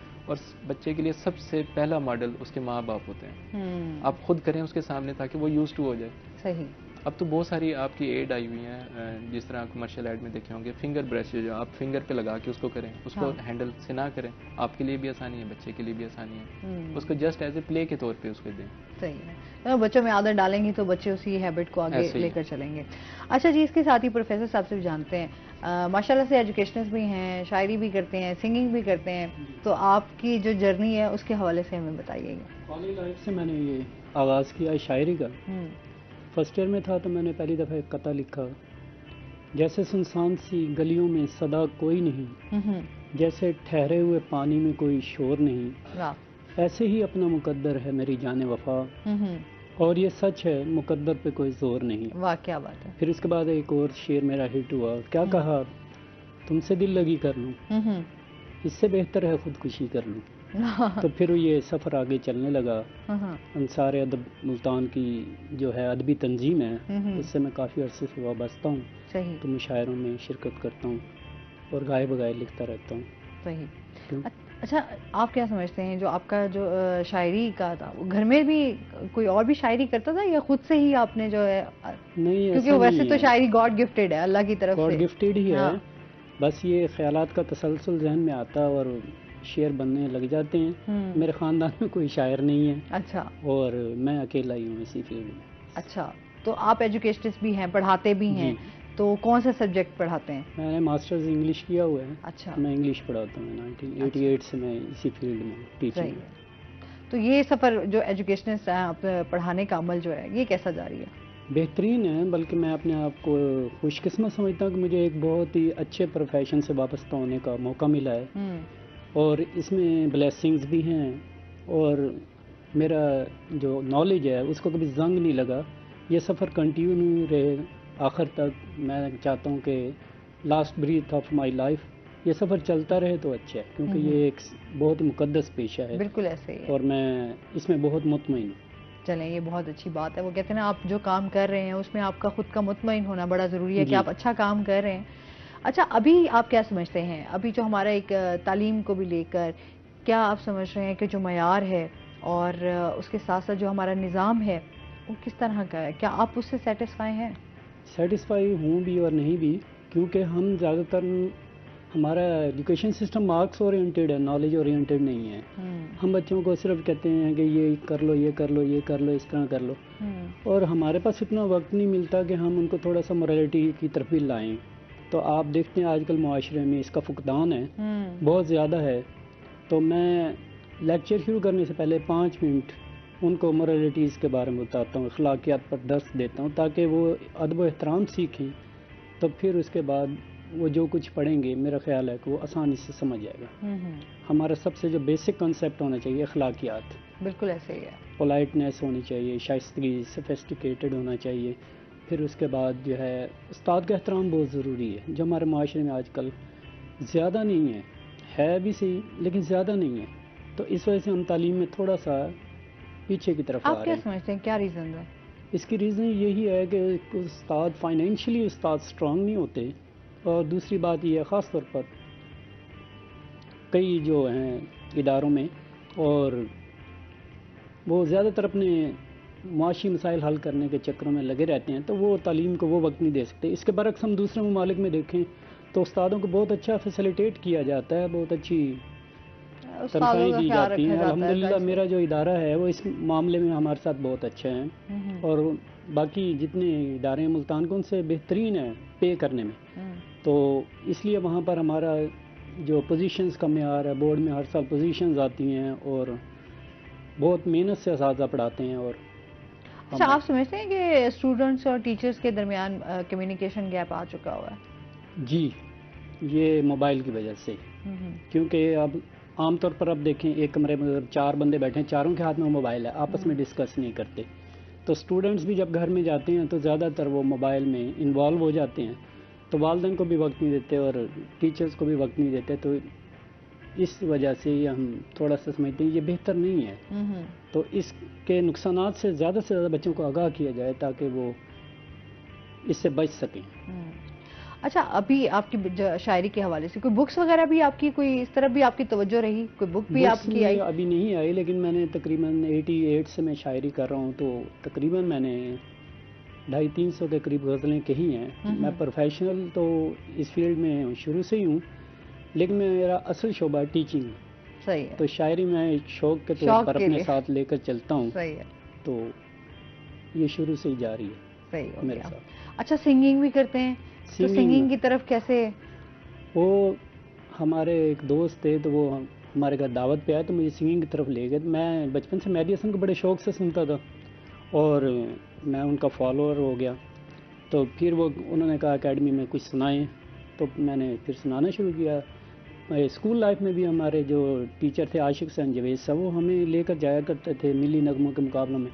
تو گلا تھوڑا سا انہوں نے سیٹ کرایا. پھر استاد کریم بخش مرحوم وہ ہیں، پھر انہوں نے ہمیں سکھایا تو اس وقت، تو اس کے بعد سے یہ سفر چلتا رہا. صحیح. تو آپ سنگنگ بھی کرتے رہے اور شاعری بھی اور ساتھ ساتھ پڑھائی کا پڑھانے کا عمل بھی، ماشاءاللہ تینوں کام. اسٹڈیز کو دی ہے، صحیح ہے، ایجوکیشن کو دی ہے، اور یہ سنگنگ اور پوئٹری یہ میرا دوسرا اور تیسرا شوق ہے. صحیح ہے. اچھا، مزید آپ کی شاعری بھی سنیں گے، آپ کی سنگنگ بھی جو ہے وہ بھی اس کی طرف بھی جائیں گے. اچھا، جس طرح ہم ایک بات کر رہے تھے نا کہ کیڑا لگنے کی کیا وجوہات ہیں، کس طرح کی آپ کی ڈائٹ کس طرح کی ہونی چاہیے، ساتھ میں آپ کا برش کا استعمال جو ہے وہ کس طرح کا برش ہونا چاہیے، یہ سب سے بڑا زیادہ بہت سے موسٹلی لوگ ہوتے ہیں ان کو یہ ہوتا ہے کہ نہیں جی بڑا ہارڈ برش ہونا چاہیے، اس سے آپ کے دانت صاف ہو جاتے ہیں.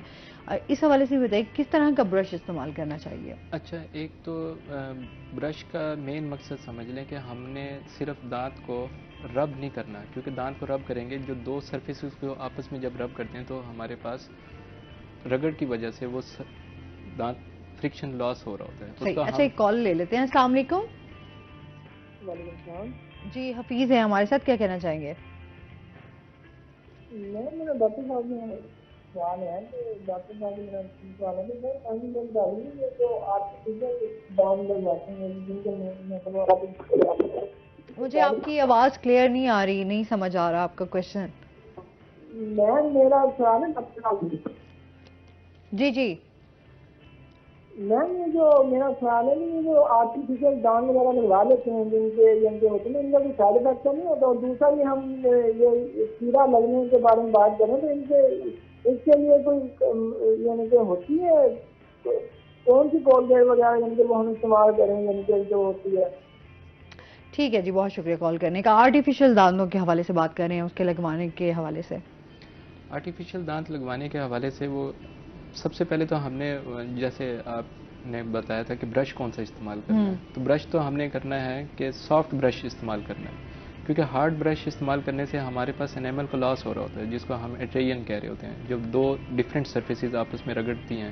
کہ برش بار بار ہم کر رہے ہیں، تو ایک تو ہم نے برش کو کرنا یہ ہے کہ ہم نے ٹو اینڈ فرو نہیں کرنا، ایسے ایسے نہیں کرنا، رگڑنا نہیں ہے کہ آگے پیچھے ایسے کر کے.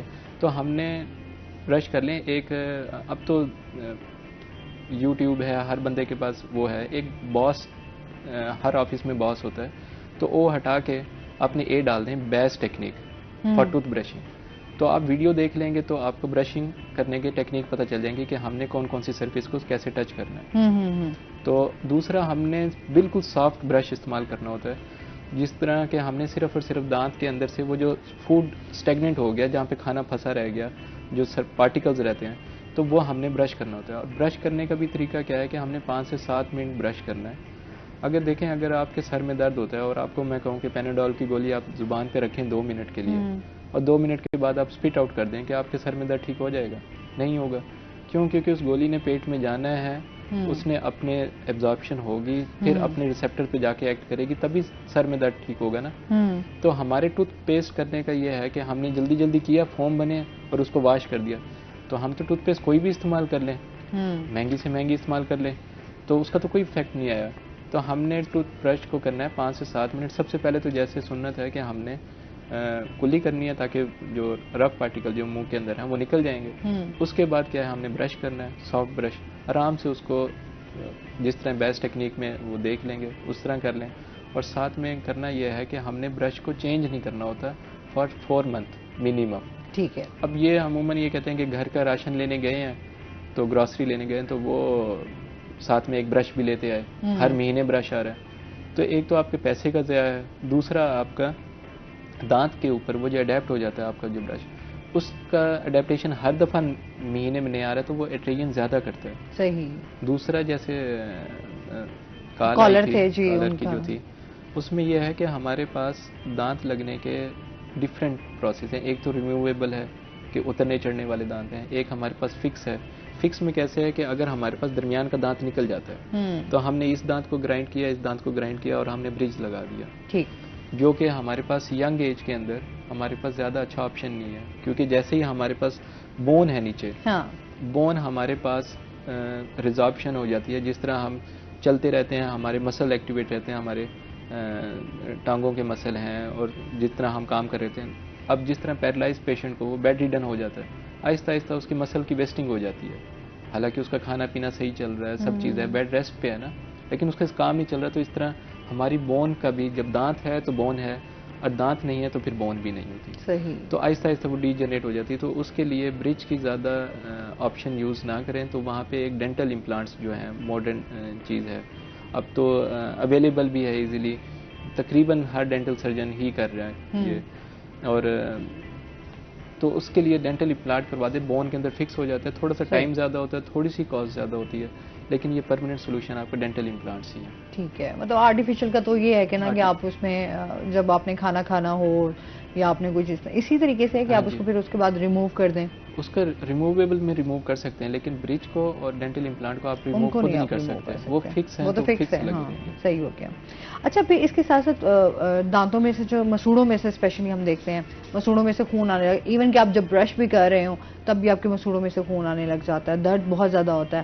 کوئی ٹھنڈا گرم آپ کھا لیں یا پی لیں تو تب بھی آپ کو درد ہوتا ہے. اس کی کیا ریزنز ہیں؟ اس کی ریزن یہ ہے کہ جب ہم امپراپرلی برش کر رہے ہیں تو ہمارے پاس کیلکولس اور پلاک ڈپازٹ ہوتا ہے. پہلے پلاک ڈپازٹ ہوتا ہے، اگر پلاک کو بھی نہیں اتارتے، برش نہیں کر رہے، تو وہ آہستہ آہستہ پلاک کنورٹ ہو جاتا ہے کیلکولس میں. صحیح. کیلکولس میں عام زبان میں ہم کہتے ہیں کہ ماس خورا لگ گیا. اب وہ پیشنٹ برش کی over the period of time, یہ نہیں کہہ رہے کہ ایک دن برش نہیں کیا تو وہ آپ کا ماس خورا لگ جائے گا. تو اس کا یہ ہے کہ over the period of time جب ہیبٹس نہیں ہیں اس کی برش پراپرلی کرنے کی اور پراپرلی ٹائم فالو کرنے کی، تو وہ آہستہ آہستہ وہ ماس خورا بڑھتا جاتا ہے اور گم کو اریٹیٹ کرتا رہتا ہے. اب جیسے جیسے پلاک لیئر ہے دانت کے اوپر جمنا شروع ہو جاتی ہے. تو وہ گم کو اریٹیٹ کرنا شروع کر دیتی ہے. صحیح. جیسے ہی گم اریٹیشن پہ رہے گا اس کو کہتے ہیں ہماری زبان میں جو ڈینٹسٹری میں کہتے ہیں جنجوائٹس, جس سے مسوڑوں کا وہ خون آنا کہتے ہیں, انیشیل پرابلم ہی ہوتی ہے. اب مسوڑا لگا ہوا ہے ہماری بون کے اوپر. اب بون آہستہ آہستہ جیسے ہی ہمارے پاس پلاک رہتا ہے تو وہاں پہ مائکرو آرگینزم جس کو اپنی کالونیز بنا لیتے ہیں, اسٹیگنٹ کالونیز ہوتی ہیں, اور وہاں پہ ہمارے پاس ایسڈ نکل رہا ہے, تو ایسڈ آہستہ آہستہ وہ جو انفیکشس انوائرمنٹ کے اندر ہماری بون لاس ہونا شروع ہو جاتی ہے. جیسے ہی بون لاس ہونا شروع ہو جاتی ہے تو اس پروسیس کو ہم کہتے ہیں جنجوائٹس کنورٹ ہو گیا ایڈوانس کنڈیشن کے اندر, جس کو ہم پیروڈنٹائٹس کہتے ہیں, جس میں عموماً کہتے ہیں. اب لاسٹ ٹائم کلینک پہ پیشنٹ آیا ہے, وہ کہتے ہیں کہ چاول کھاتے ہوئے میرا چمچی لگی ہے اور دانت ہل گیا. حالانکہ ہم اگر اندھیرے میں بھی بیٹھ کے کھائیں تب بھی ہم اتنا فورسفلی دانت کے ساتھ نہیں جاتے, کیونکہ کوآرڈینیشن ہے, نیچرل انسٹنکٹ ہے انسان کا کہ جیسے ہی اب کریں. اب یہ کہیں کہ میرا کھاتے ہوئے میرا منہ کے ساتھ ہاتھ ٹکرا گیا, نہیں ٹکراتا کسی کا بھی. اب اس کا بس چانس لگا. اب یہ کیا تھا, اوور دی پیریڈ پیشنٹ کی ایج تھی 45 ایئرس, اور اس نے کسی بھی ڈینٹل سرجن سے نہ کبھی اسکیلنگ کروائی تھی نہ کبھی فالو اپ کروایا تھا. اب کمپلین کیا تھی کہ دانت نیچے والے ہلنا شروع ہو گئے. اچھا, تمام دانت نیچے والے سامنے کے دانت. اچھا صحیح. اب وہ کہتے ہیں کہ چمچی لگ کے, حالانکہ چمچی لگ کے دانت نہیں ہل سکتے. تو یہ آپ نے جو ہے اگر برش پراپرلی کر رہے ہیں, اور پھر بھی میں نے جیسے آپ کو پہلے بتایا تھا ہر 6 منتھلی آپ ڈینٹل سرجن کو چیک کروا لیں گے تو اس میں فائدہ ہو جاتا ہے. پیشنٹ کو بتا دیتے کہ ابھی آپ کو اسکیلنگ کی ضرورت ہے. عموماً یہ لے مین ٹرم کے اندر وہ جو کیا کہتے ہیں کہ ذہنوں کے اندر متس بھی تو ہیں بہت ساری, اور بہت ساری باتیں بھی. اچھا, اس پہ مزید بھی ہم بات کریں گے. ناظرین ابھی ہم نے جانا ہے بریک پہ, ہمارے ساتھ رہیے گا.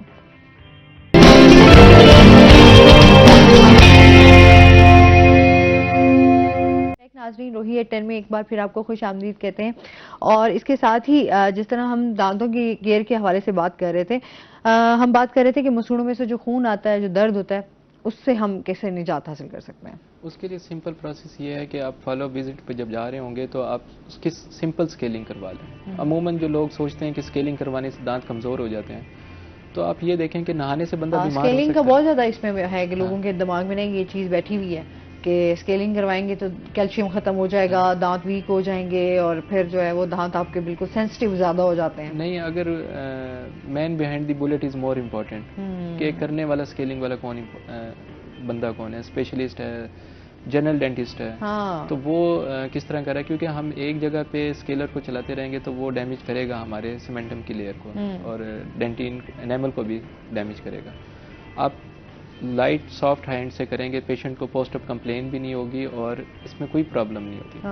صرف یہی ہے کہ جیسے اگر آپ سمپل نہانے سے تو کوئی بیمار نہیں ہوتا, اسی طرح دانتوں کو واش کرنے سے دانت خراب نہیں ہوتے.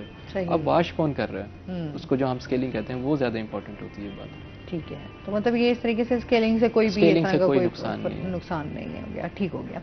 اچھا جی, اس کے ساتھ ہی آپ کی شاعری بھی سنیں گے ساتھ ساتھ, ہماری یہ دانتوں کی کیئر تو چلتی رہے گی. کیا سنا رہے ہیں؟ غزل ساتھ جب ہم سفر نہیں ہوتا, راستہ مختصر نہیں ہوتا. ساتھ جب ہم سفر نہیں ہوتا, راستہ مختصر نہیں ہوتا, بات پر جو نہیں رہا قائم, شخص وہ معتبر نہیں ہوتا. قید ہوں ایک ایسے گھر میں جس میں کوئی بھی در نہیں ہوتا. راستے پوچھتے ہیں اب اس کا, کیوں ادھر سے گزر نہیں ہوتا. کیا بات ہے. اور مگتا ہے بابر اس بات پر ہی قائم ہے, سچ کبھی بے اثر نہیں ہوتا. واہ, کیا بات ہے, بہت. یہ غزل ہے. اور ایک میں نے اور چھوٹی بہر میں لکھی تھی, دوست اگر یہ سارے ہیں, پتھر کس نے مارے ہیں. واہ. دوست اگر یہ سارے ہیں, پتھر کس نے مارے ہیں. تیری آنکھ میں آنسو ہیں یا کہ چمکتے تارے ہیں. واہ. مجھ سے کہا تھا یہ تو نے, تیرے درد ہمارے ہیں. واہ. بابر خود کو سمجھایا, جھوٹے سہارے سارے ہیں. واہ, کیا بات ہے, بہت خوب. اچھا, خود کو کس طرح کی شاعری کرنا پسند تھی؟ احساسات کا تعلق ایک اڑتے پنچھی کی طرح ہوتا ہے, جیسے وہ پرواز کرتے ہوئے آ جاتے ہیں دماغ میں, تو اسی ٹاپک پر شاعری شروع ہو جاتی ہے. رومانوی بھی ہو جاتی ہے, اداسی کی بھی ہو جاتی ہے, کسی کے لیے بھی ہو جاتی ہے. فرسٹ ٹائم میں نے کالج لائف میں وہ ایک سامنے سے گزرتی تھی تو وہ بڑی وہ کیا کہتے ہیں اس کو بن ٹھن کے، تو میں نے اس پر لکھ دیے بیٹھے بیٹھے ہستی اچھا کالج سے بھی کافی یادیں جڑی ہوئی ہوں ہاں وہیں سے تو شروع ہوا یہ اچھا کالج سے اسٹارٹ کیا آپ جی نے؟ نخلستان کالج کے میگزین میں میرے چھپتے تھی، تو میں نے اس کو دیکھ کر ایسی فل بدی کچھ کہا، ہنستی آنکھیں کھلتا چہرہ، ہونٹوں پر ہے چپ کا پہرا، واہ، چال ہے اس کی دھیمی دھیمی، جیسے کوئی مست سا راہی، واہ، بات کرے تو بلبل چہکے، چپ رہے تو سمندر گہرا، واہ، اس کی سوچیں اس کی یادیں، میرے ذہن پر ہردم پہرا، واہ، جیسے کوئی پھول ہو بابر، ایسے اس کا کھلتا چہرہ۔ واہ کیا بات ہے، یہ آپ نے ان کو بھی سنائی تھی؟ موقع نہیں ملا موقع نہیں ملا؟ نہیں۔ اچھا شاعری کا ظاہر سی بات ہے تعلق بڑا گہرا ہوتا ہے محبت کے ساتھ، ظاہر سی بات ہے شاعر بڑا سینسٹیو ہوتا ہے جی، اپنے ارد گرد کے ماحول کو جب دیکھ رہا ہوتا ہے، محسوس کر رہا ہوتا ہے، تو ہمیشہ لفظوں میں ہی بیان کرتا ہے، جس طرح آپ نے بھی اپنی دل کی بات جو ہے وہ لفظوں میں ہی اس کو جی جی سمو لیا اور بیان کر دیا۔ تو آپ کو محبت ہوئی؟ میری بیگم صاحبہ دیکھ رہی ہوں گی تو میں نے واپس بھی جانا ہے ابھی۔ کوئی اور سوال پوچھ لیں؟ اچھا ٹھیک ہو گیا۔ ایسے تو کہتے ہیں نا شاعری کو جوڑ دیتے ہیں، اچھا جو ناکام محبت ہوئی، اچھا نہیں محبت ملی، کچھ اس طرح، پھر انہوں جس نے کے سینے شاعری، میں دل ہے اس کو محبت تو ہوگی۔ ہاں یہ بات تو ہے۔ اچھا تو شاید تو گھر میں جو ہے وہ آپ ان محبت کو تو جان بیگم کو، ایلیا صاحب کو بھی ہوئی تھی۔ ہاں بالکل ایسے ہی ہے محبت، تو پھر ظاہر سی بات ہے نا اللہ کی طرف سے یہ عطا ہے، تو یہ ہو نہیں سکتا کہ محبت نہ ہو، محبت کے 100 رنگ بھی ہوتے ہیں ضرور، لیکن بیگم نہیں برداشت کرتی تو اس لیے محتاط رہنا وہ کوئی بھی نہیں برداشت کرتی۔ محتاط رہنا۔ اچھا اس میں آپ یہ بتائیں کہ گھر میں بھی شاعری سناتے رہتے ہیں اپنی، یا نہیں میں جب سنا رہا ہوتا ہوں تو وہ بیوٹیشین ہیں اور اچھا وہ بیوٹیشین زلفیں سنوارتی ہیں، اچھا اور وہ میک اپ کرتی ہیں، تو میں شعر سنوارتا ہوں، اچھا کبھی موقع ملے تو سن لیتی ہے۔ میں میرا پروگرام لائیو دیکھ رہی ہوں گی، اچھا پہلے بھی وہ دیکھتی رہتی تھی، اچھا تو وہ کہتی تھی، وہ سنتی ہیں، سنتی ہیں؟ گھر میں نہیں سنتی، گھر میں مجھے سناتی ٹھیک ہے، وہ میں سن گھر میں تھوڑی جو بیگمات ہوتی ہیں وہ تھوڑی حاوی تو ہوتی ہیں، ظاہر سی بات ہے پورے گھر کا سسٹم چلانا ہوتا ہے، بچوں کی تربیت ہے، کام ہے، پھر اگر ورکنگ لیڈی ہے اپنے کام کو بھی دیکھنا ہے، اس لحاظ سے میں سمجھتا ہوں کہ وہ بہترین ہے،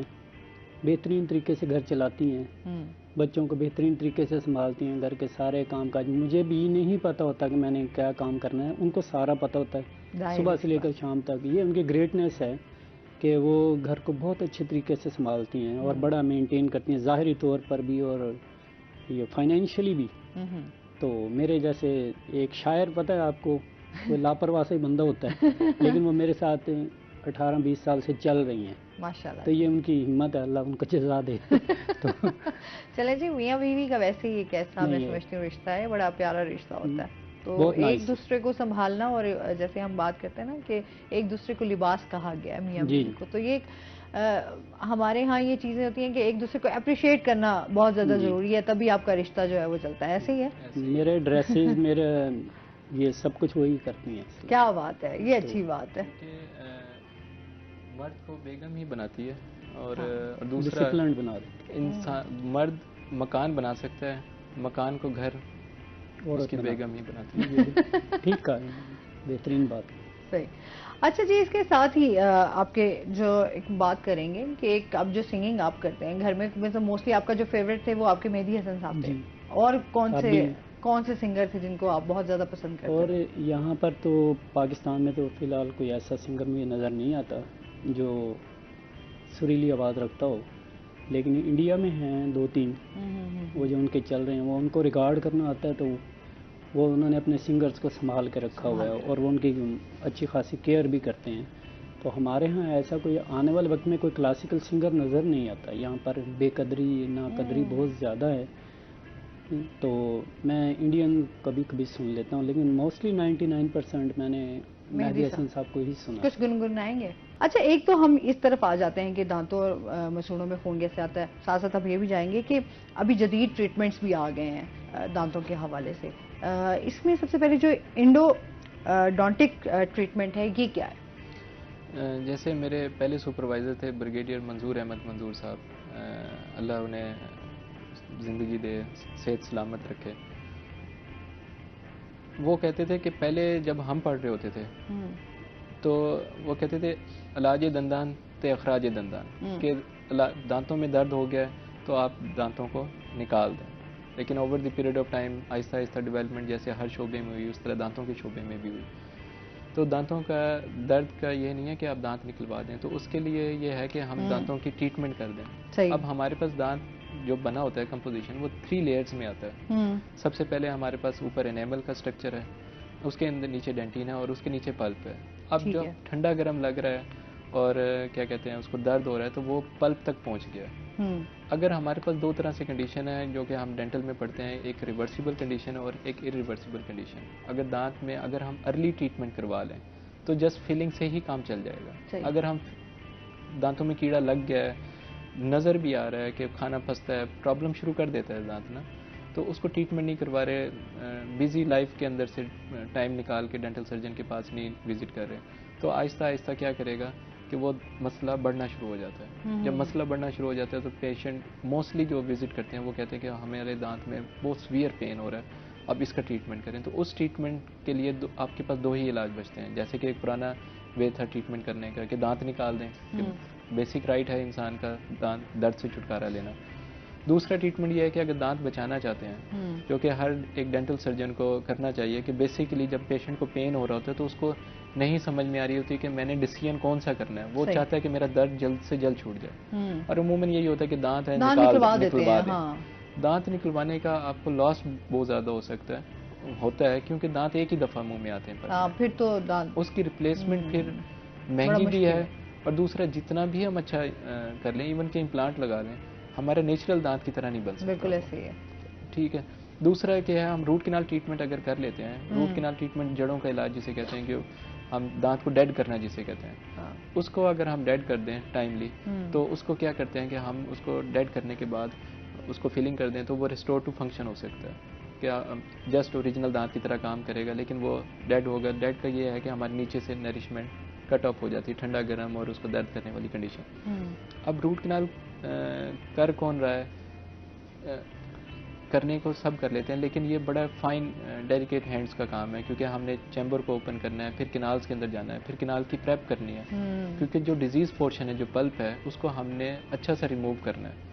اب یہ ہمارے پاس اویئرنیس نہیں ہے کہ ہمارے ملتان میں کوئی 5 سے 6 لوگ ہیں جو ایز این اینڈوڈانٹسٹ کام کر رہے ہیں. ٹھیک ہے. تو میں نے پنڈی میں اپنی اسپیشلائزیشن کی تھی, آرمی انسٹیٹیوٹ سے کیا تھا, اور اس کے بعد پھر میں نے باہر کا بھی پیپر کلیئر کیا ہوا تھا کہ ابو دھابی کا. تو پھر جب واپس آیا تو ابو کہتے کہ نہیں, اپنے لوگوں کو سرو کریں. تو آپ لوگوں نے ابھی یہاں سے پڑھا لکھا, جب آپ سب چیزیں بن گئے ہیں تو آپ باہر جا رہے ہیں. اچھا, اس پہ مزید ہم جانتے ہیں آپ سے. ناظرین, ابھی ہم نے جانا ہے بریک پہ, ہمارے ساتھ رہیے گا.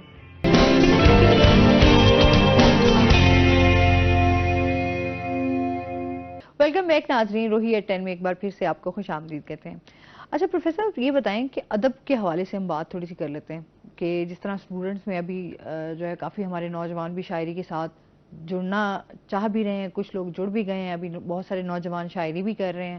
ان کے حوالے سے آپ کیا کہنا چاہیں گے, ادب کو کس طرح فروغ دیا جا سکتا ہے؟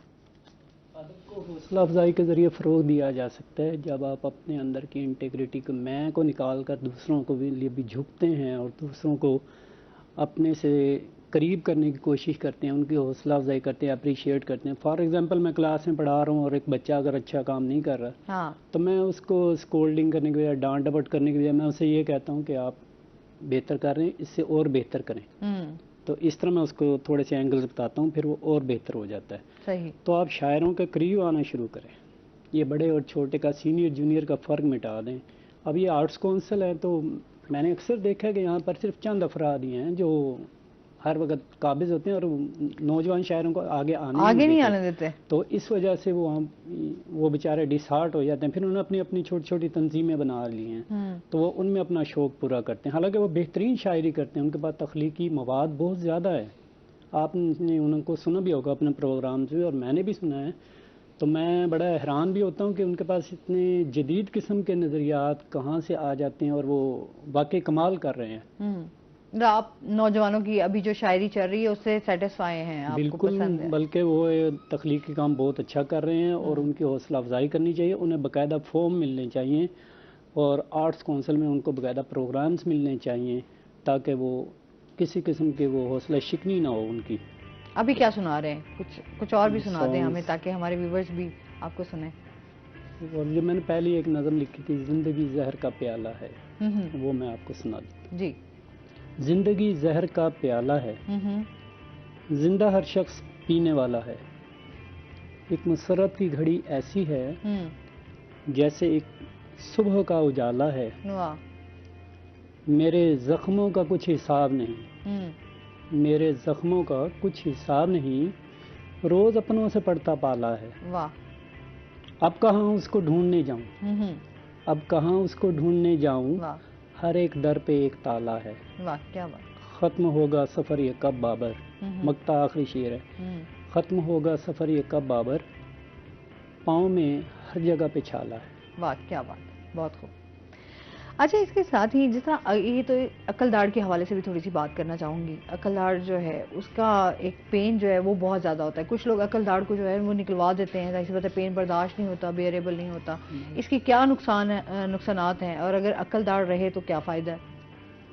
अच्छा, अक्ल दाढ़ बेसिकली हमारे जो डेंटिस्ट्री ज़ुबान में हम थर्ड मोलर को कह रहे होते हैं कि 3 हमारी दाढ़ें होती हैं, जो कि अक्ल दाढ़ अमूमन देखें हमारे मुख्तलिफ कंट्रीज़ में 17 से 21 साल की उम्र में ही हमारे ड्राइविंग लाइसेंस बन रहे होते हैं, वोट देने का हक मिल रहा होता है और बंदा बड़ा हो रहा था, तो इसी उम्र में ही वो अक्ल दाढ़ आती है, तो इसीलिए हम उसको अक्ल दाढ़ कह देते हैं, जो विजडम टूथ के नाम से कहते हैं लोग।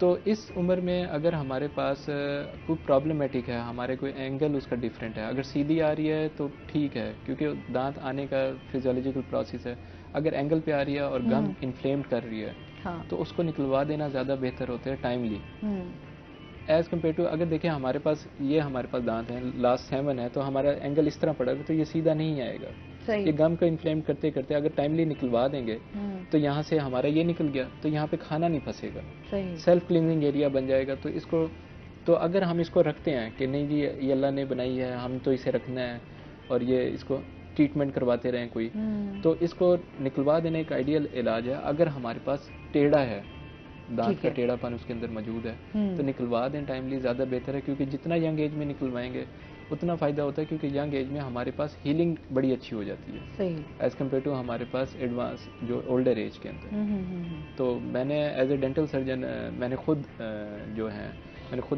अपने दांत निकलवा दिए थे। किस तरह निकलवाए थे? अब जो मेरे बड़े भाई हैं उस टाइम तो मेजर थे, अभी माशाल्लाह ब्रिगेडियर मुजम्मिल जो हैं डेंटल सर्जन या कंसल्टेंट एंडोडोंटिस्ट भी हैं, तो उसमें उन्होंने ऐसे ही खाना खाने के बाद जैसे बात बैठी होती है, अम्मी भी साथ बैठी हुई थी, कहते कि ना ज़रा मुंह खोल के दिखाना। वो उस टाइम मेरी एज 21 साल की थी, तो मुंह खोल के ऐसे ही खल के देखा, कहते ये तो तुम्हारे प्रॉब्लम कर रहे हैं, एंगल ख़राब है इसका। तो कहते ये तो दांत निकालना है। तो दांत जब निकालने के लिए अब जैसे माँ होती है कहती बेटा तुझे कोई प्रॉब्लम है? मैंने कहा नहीं मुझे तो कोई नहीं। कहते बेटा निकलवाना नहीं है। सही है कि आपने निकलवाना नहीं, ये तो जो डॉक्टर भी तो फौरन कहते हैं चाहिए है ये दांत है आपका सही नहीं, जिस तरह अभी आप कह रहे हैं तो फौरन डॉक्टर कहते हैं निकलवा दें दांत। मतलब सम टाइम आप डॉक्टर्स के पास भी जाते हैं तो उनका वो बेहतर पहले हाल यही बता देते हैं आप दांत निकलवा दें। नहीं, दांत निकलवाने के लिए अक्ल दाढ़ की बात कर रहा हूँ, बाकी दांतों की नहीं कह रहा। बाकी नहीं, मैंने वैसे ओवरऑल आपसे ये बात की है, जैसे दांत निकलवाने की उसमें बात करेंगे। अच्छा कुछ होते हैं ना कि अच्छा ये दांत आपका ठीक है पेन कर रहा है निकलवा दो। नहीं, ये तो फिर ओल्ड स्कूल ऑफ थॉट है ना, उसने फिर एडवांसमेंट नहीं ली। अगर वो कंसल्टेंट है तो वो कभी भी निकलवाने की ऑप्शन नहीं देगा। इवन के अगर अताई डॉक्टर भी तो अब आजकल बहुत ज्यादा हो गए हैं ना कि अच्छा चलें आप कम पैसों में जो है वो आप दांत निकलवा लें या लगवा लें, तो ये चीजें भी तो बहुत ज्यादा हम देख रहे हैं ना कि लोगों ने क्लिनिक्स बनाए हुए अपने छोटे छोटे क्लिनिक्स बनवाए हुए हैं। अब ये देखें हमारे सुपरवाइजर ने जो डेंटिस्ट्री सिखाई, मेरे 3 सुपरवाइजर हैं, ब्रिगेडियर मंजूर अहमद मंजूर, कर्नल हनान और कर्नल मुजम्मिल। तो उन्होंने सिर्फ डेंटिस्ट्री के अंदर पढ़ा के वो किया कि आप एथिकल पॉइंट ऑफ व्यू से भी उन्होंने बताया। कहते यार ये देखें आप एफएससी में थे, आम थे, आम से आपने बीडीएस किया, खास हो गए, उस खास को भी खास बनाया आपकी स्पेशलाइजेशन ने, और उसके बाद आप स्पेशलाइजेशन करने के बाद अगर आप कमाने की तरफ चले जाते हैं तो ये तो हर बंदा ही कर रहा है। हाँ। कहते हैं आपकी लर्निंग के अंदर ही अर्निंग पड़ी हुई है, लर्निंग के अंदर से आप एल हटा दें तो आपकी अर्निंग पड़ी है, ये पूरी दुनिया कर रही है। इवन के मैं अगर थोड़े से सख्त अल्फाज इस्तेमाल करूँ तो इवन के वो गधा भी छोटी खा के ना वो सीख जाता है कि भट्टे की ईंटें एक जगह से उठा के दूसरी जगह पे रख देता है और उसको मिल जाती हैं। تو وہ کہتے ہیں کہ جب لرننگ اور ارننگ کر رہے ہیں تو آپ کریں، تو ہماری فیلڈ وہ سرونگ کی ہے، ہم نے سروس دینی ہے ہیومینٹی کو. صحیح. اچھا ڈاکٹر صاحب بہت شکریہ، بہت اچھا لگا آپ ہمارے شو کا حصہ بنے اور بہت ساری چیزوں کو ہم نے ڈسکس بھی کیا. کوئی میسیج دینا چاہیں ہمارے ویورز کو؟ اس میں ویورز کے لیے یہی ہے کہ ایک تو فالو اپ ڈینٹل وزٹ کرواتے رہیں، اور دوسرا ایز باقی ڈینٹل سرجنس کو بھی میں دینا چاہتا ہوں کہ آپ کام کریں، سرو کریں، لرن کریں، لرن کے بعد سرو کریں، اور سرو جب آپ کر دیں گے تو آپ کو اللہ تعالیٰ انڈائریکٹلی طور پہ اتنا بڑا ریوارڈ دے گا کہ آپ کی سوچ سے بھی بڑا ہو جائے. بہت شکریہ. کوئی بہت شارٹ سا میسیج، کیونکہ ہمارے پاس ٹائم بہت شارٹ ہے. میرا ایک ہی پیغام ہے جو میں اکثر اپنے اسٹوڈنٹس کو بھی کہتا ہوں، always be helpful to others. Helping hands بنیں، پازیٹیو رسپانس دیں، ٹیچرز کی رسپیکٹ کریں، علم نوکری آپ کے پاس بھاگتا ہوا آئے گا. بہت شکریہ آپ دونوں گیسٹ کا. اور اس کے ساتھ ہی ناظرین آج کا شو یہیں پہ ختم ہوا. اپنا بہت سارا خیال رکھیے گا، دعاؤں میں یاد رکھیے گا. انشاءاللہ زندگی نے ساتھ دیا تو صبح آپ سے پھر ملاقات ہوگی. اللہ حافظ.